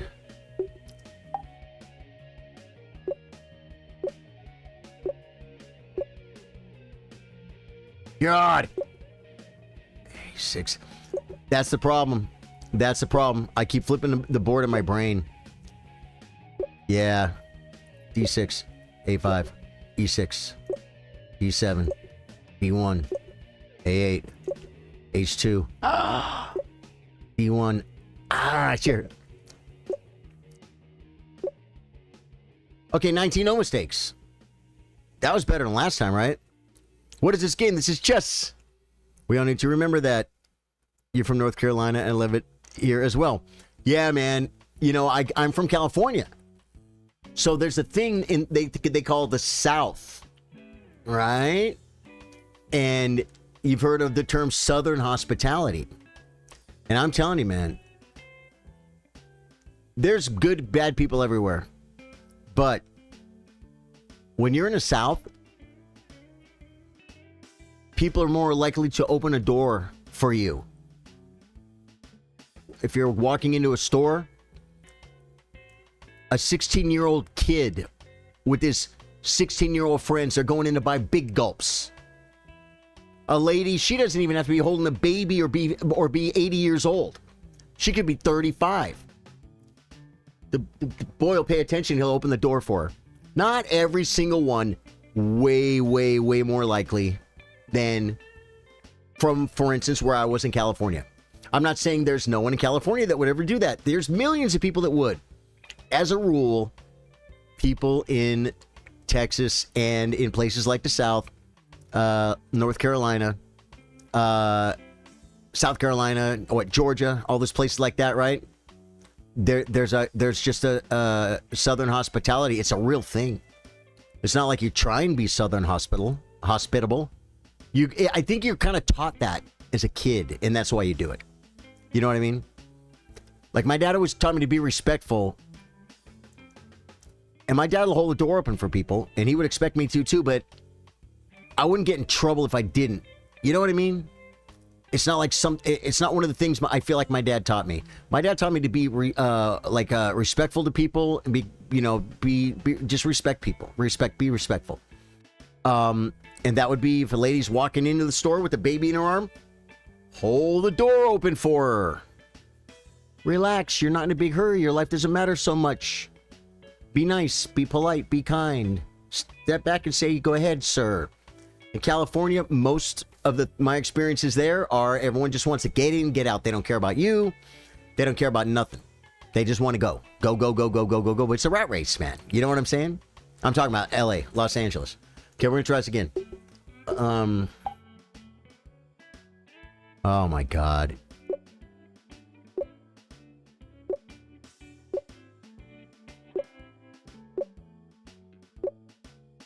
Well, I was doing pretty good there looking at my my side of the board. C6 here. A7. Dude, that was a misclick. That was a misclick, but misclicks count because you got to be responsible for your misclicks. That was a really, really bad. I know B5. See, the thing is about like this square here, B5. This one over here on the right. The fourth one up. This one I'm moving the mouse on. That's B5. I know that square. I know that square. I know that square. Okay.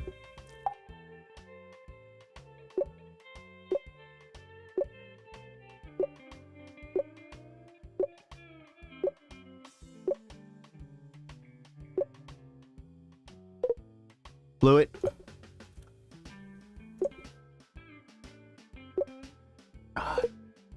Blew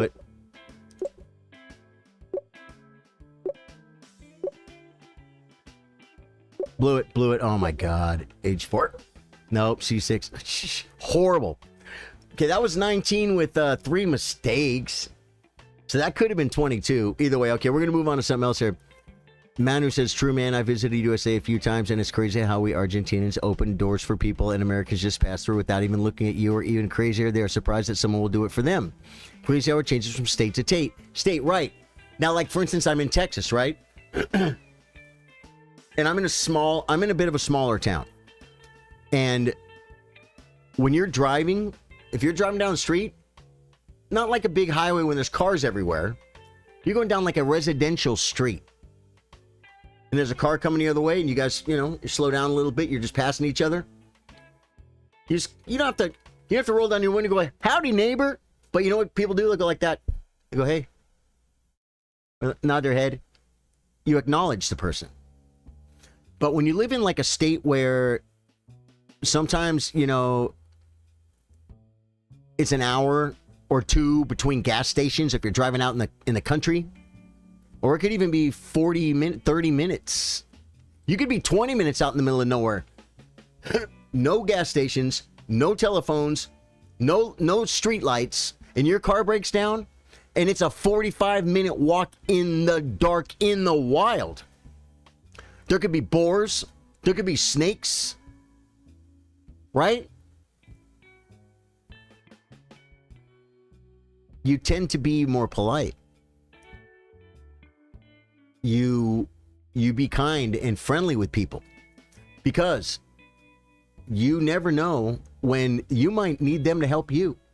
And when you see that they're not okay, I made a short about this a while ago, a couple of years ago, actually. I was driving home from work, and I looked down the street, and I saw a horse in the middle of the street. I'm like, yeah, that can't be right. Oh, son of a bee. I wanted to go home. I probably had a chest stream coming up. I turned down that street, drove down. I saw a gate that was pushed open that the horse got out. I'm kind of looking. There's a house way back. I kind of honk my horn. Then I get out, and I'm trying to lure the horse back into the yard. I'm not a cowboy. Okay? Yeah, I'm not a cowboy. So I didn't do a very good job. And I'm kind of going over near the house, and I'm kind of yelling, hey, and I'm kind of honking my horn a little bit. I'm trying to get their attention. Finally, someone came out and looked. I said, your horses are out. Oh, okay. So I kind of stood there. There was another car, and they were trying to kind of herd the horse with their car and lean it over toward the fence. Dude, a horse don't want to go nowhere. It ain't going nowhere. It ain't going. It just go around you. They just run around like a cat or a dog. And that probably cost me about 10 or 15 minutes out of my life. And I could have got run over and eaten alive by a horse. But you know what? It's not my problem. No, it's not my problem. It's my neighbor's problem. Oh, you know the guy? No, I don't know the guy. Am I the best person in the world? I am not. Am I a bad person? I am not. But I'm always trying to be better than I was yesterday. You know what I'm saying? So that's kind of that's kind of like an example of stopping and taking a second out of your life to help your neighbor. Yeah. What a stressful practice game. Yeah. Well, I'm trying to break a record, Mad Cats. Or Nicholas, you know what I'm saying? That's a very important thing. Some parents these days don't value that. Right. 19 is great for the black side. It's better, man. Josh, how you doing, man? We have horses everywhere, but they're protected because they're wild. I know what you mean. Oh, you have wild horses, huh? Yeah, I think it was more in New Mexico or Colorado, where we were driving on the highway and we saw horses and there was no fence. I think that makes those horses wild horses. Daniel-san said, yeah, definitely also person to person. I was just thinking about that. Cool, Daniel. Yeah. So, okay, so there's a little bit of Vision Trainer. I'm glad I got some Vision Trainer in. What I really need to do is grind my Vision Trainer. You know what I mean? Grind my Vision Trainer. Oh, yeah. I'm going to show you a few things about pawns. Okay? Oh, I can't do lessons. No lessons. Let's see where I am with the lessons. I'm not going to do the lesson. I'm just going to start it. D4 is the second most popular way to start the game. Okay, but it doesn't tell me which lesson I'm on.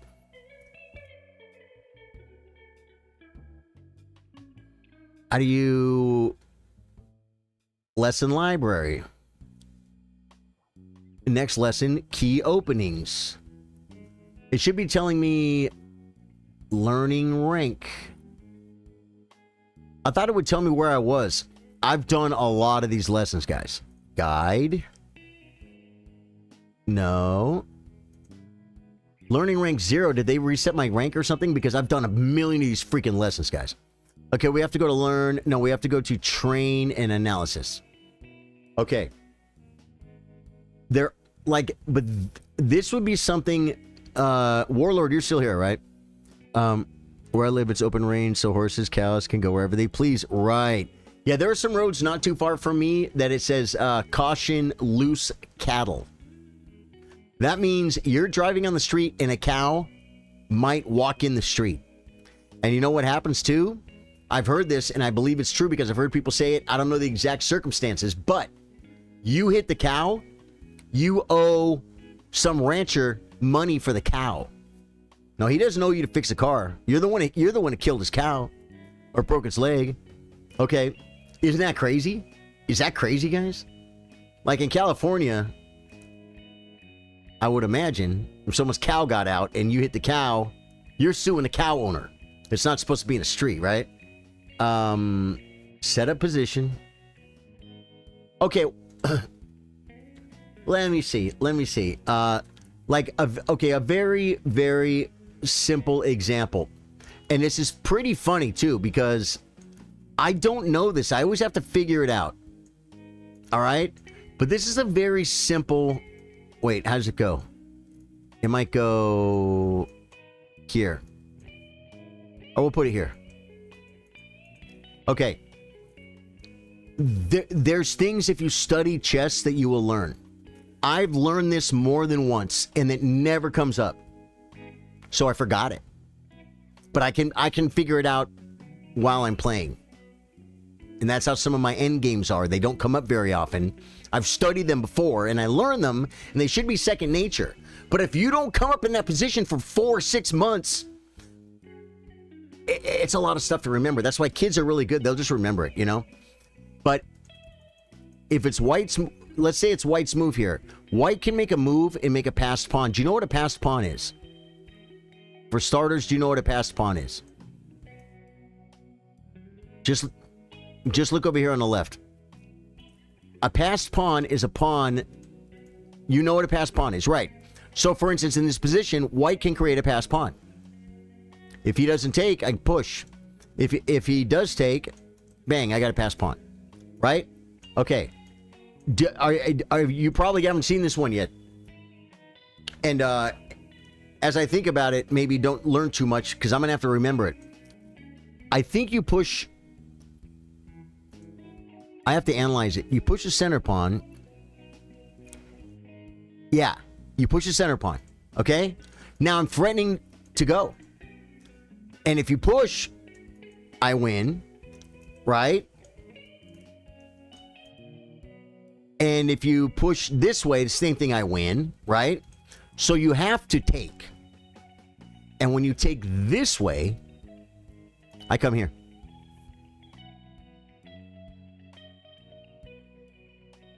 Have you seen this, Warlord? This is like one of the first things you learn when you start learning pawn stuff. And it's so cool. It's so cool. Now, if you take this way, I go here. And I got a queen. Game over. Imagine the kings are over here. They're too far away to do anything. You know what I'm saying? It's like this. It's like this. In this position, if it's white's move, white wins. The black king can even be closer. It can even be closer. And he's going to come over and eat my pawns. No, I just do this and I'm winning. And if you take this way, I push this way. So if he takes, I go here. And if he... Yeah. Here, I go here. And then if he takes this one. Wait, no, this is not right. This is not right. I messed it up. Wait, I messed it up. How am I doing it wrong? Push the center one, and if he takes, I go here. And it's exactly the same thing on the other side. Push, and if he takes, I go here. Yeah, I go here. And then now if he takes, I make a queen. And if he takes, I make a queen. So that's like the kind of stuff you can learn. I know the theme. And so it takes me a second to figure it out because I forgot. But it's easy to remember. You just always push the center one. Always push the center one. Now, it might not work. If the black king is right here, I think black's probably winning. You know what I'm saying? Because if, like if I push, then he can take here. And if I push, he can take here. And now I don't get my pass in. But that's something I know about pawn stuff. Another great thing, and I'm going to show you, I'll just give you an example, and I'll pull a game up, okay? I'm going to pull a game up. It could be any game because it may not even apply. Wait, no. It might not even apply to the game. But I just want a board so I can show you like with pieces on the board and stuff.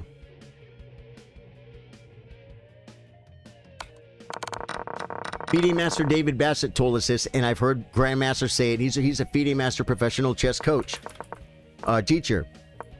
You look at where your central pawns are pointing, and that's where you play. His center pawns are pointing this way, so he should be playing over here. C4, knight C3, and shove on this side of the board. And it's because this pawn has more space over here on this side of the board. So this is the side of the board you play on. You know what I'm saying? Now, I don't actually have center pawn. It doesn't apply here. It doesn't apply here. But when pawns get pointed in a certain direction, for instance, let's say this. Watch. I'm just going to take a couple moves.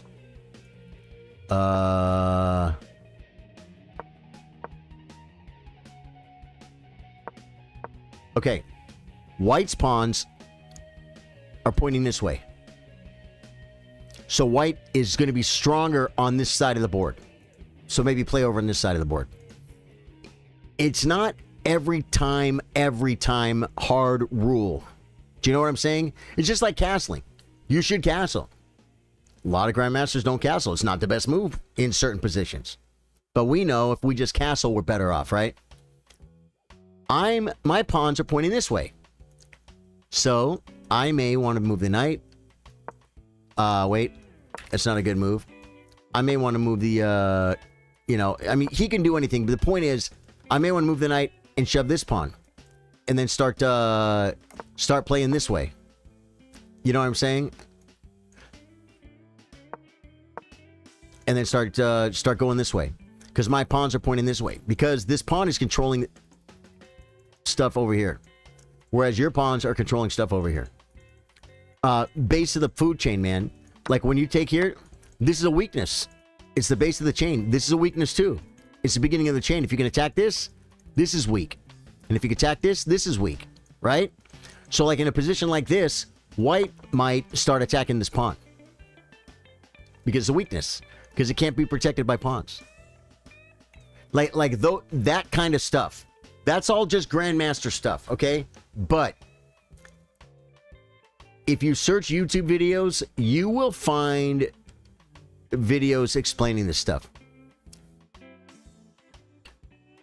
Yeah, Daniel says that's rare I get into that position. Dude, I'm telling you, the 3 pawns versus the 3 pawns.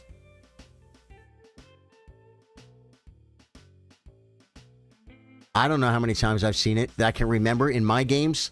3 times. My whole life. It's just something that doesn't always come up. You know what I mean? Or maybe it came up, but maybe a king was close enough to where it didn't matter. Or maybe there was a knight and a bishop there, so it doesn't matter. It's pretty specific. To have 3 pawns off to the side, really far advanced, no pieces affecting anything. The king's out of the way to where they can't do anything with it. You know what I'm saying? For that to come up. Yeah. And I'll tell you a funny thing too is, in that same position, black can do the same thing, but it doesn't work. Right? And it doesn't work because of the way they're so far advanced. Watch. Because you give the other guy a pass pawn too. That's the problem. If it's black's move, he can make a pass pawn, but he's going to give white a pass pawn. And white's going to queen first. So if I take...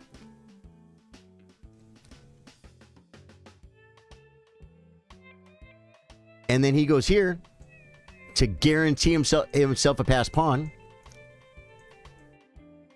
Right? Black made a pass pawn. He sure did. Well, you lose. You see what I'm saying? So in that position, it was winning for white because the white was so far advanced. But it works from both sides. I just often hear stuff like double pawn is bad and sometimes makes me question when you capture pawns and stuff. Absolutely. As a rule, double pawns are bad because let's go ahead and just reset it. Double pawns as a rule are bad because let me see, how do we make some double pawns? One of the biggest reasons is they can be weaknesses. Because right now, like, every pawn on the board is not alone, man. This guy's forward a little bit, but if he gets in trouble, he can be defended by his friends. And if in situations like this, these two now can use each other to move forward. Right? Another thing, you can't block this pawn because the guy next to it's covering a square. They cover each other. They're mobile. Whereas when a pawn is isolated, now this wait. Now this pawn, this knight can't be kicked away. You know what I'm saying? And now these pawns are doubled, so therefore this pawn is a weakness because he can't be defended by he has no brothers. He has no friends. He has no mobility either. You can't even kick the knight away and then push to do something. You're stuck. And it makes a big difference in the end game. And if you study end games, you'll get better at learning that. But better than I'm even willing to teach you. But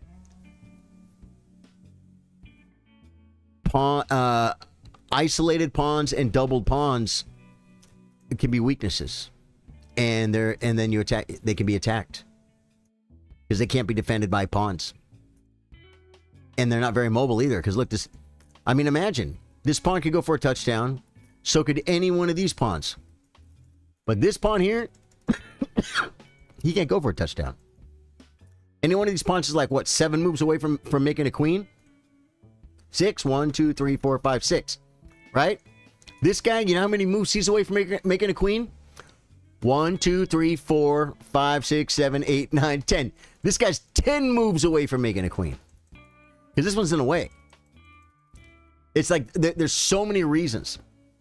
And do they tell you about the pawn islands too? This is something that is very rule of thumb. Pawn islands. Right now, we each have one pawn island. That means they're connected. Do you know the story about pawn islands, Warrior Warlord? Dave Joyce says, called the breakthrough technique. The trick with the pawn promotion. There are videos on YouTube and lessons on chess.com and Elite Chess for you to practice, guys. Dave Joyce just said that. He's 2300 on chess.com. Great supporter of the stream, the Warrior Warlord. He just said there are videos on YouTube and lessons on chess.com and Elite Chess for you to practice. You just got to go look for them. Go on Elite Chess. If you don't have chess.com paid account, go on Elite Chess and go under studies. And let's see if we can find one, man.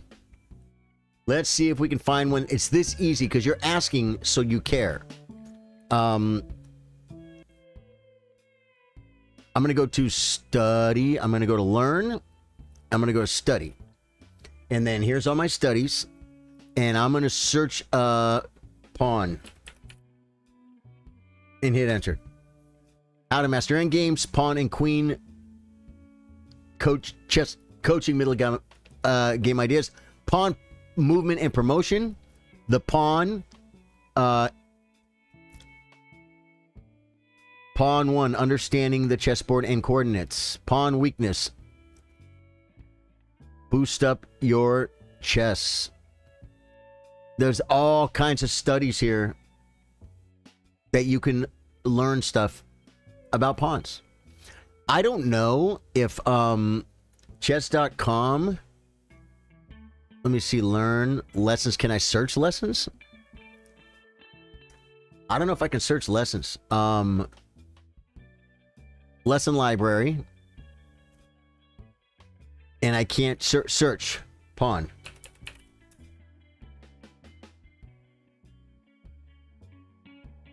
Oh, okay, wait. Level all, let's say beginner. Theme.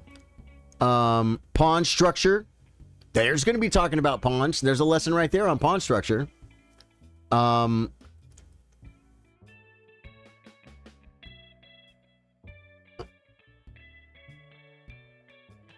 End games, pawn end game. There you go, man. I mean, they're here. They're here. All you got to do is take a minute to look for them, and then take 20 minutes to do the lesson. And you'll start getting better. Yeah, I think you're meant to have as few as possible. Yes. Yeah. As a rule, the less pawn islands, the better. It's just because each pawn island is its own weakness. If I only have 2 pawn islands, you have 3. It means I'm going to have more ways to get in and around and attack your pawns. Yeah. And a grandmaster might do something, explain that even better than that. But yeah, dude, I hope that helps you, man. I really do. And I love the way that you're interested in chess and you're asking very specific things. That's huge. And that you're rated only 400 or 500. The Weary Warlord, if you have a paid chess.com account, go to lessons. And when we're done, just go to the beginning and just do the first lesson or 2 or 3 or 4 basic checkmates. Can you mate with a knight and a queen? I mean, can you mate with the queen and the king? Do you know the technique? You know what I'm saying? Learning that stuff is huge. And it's very simple. But it will like develop your brain in a way to where you'll play better chess later when you start learning bigger stuff. Yeah. Guys, I'm going to get running. I freaking love you guys, man. Thank you guys so much for a great day. We had a good game. Do you have plans to get one next month? My fun budget will be spent on diamond and a nice chess set. Dude, Weary Warlord, that's great. That means Lee Chess for you tonight. And you get a free lesson every day on chess.com, right? So go do the free one. All right? I freaking love you guys, man. Thanks for being here. Facebook, I love you guys. Hit the like button, follow, comment, subscribe, all those buttons, man. Twitch is always where we're going to find someone we know and love to raid. Where is it? Raid channel, guys. I'm looking on Twitch to do a raid right now. Art of Chess Blitz Road to 2000. 1700 is on the way. This guy's about my rating. He does have English in his title. He has 1 viewer. Let's raid him, guys. We'll probably make his day. And it looks like he's speaking English too. All right, guys, we're going. Twitch, we are going to go raid this guy. Facebook, YouTube, I love you guys. Hit like and subscribe to YouTube. Subscribe on the way out, guys. I freaking love you guys. Facebook, we'll see you guys later. Next stream is tomorrow, 3 o'clock. Tournament day tomorrow. Come play the tournament. Facebook is shut. I am going to now start the raid. Twitch, I'll see you guys over on the raid. And YouTube, good night. Love you guys.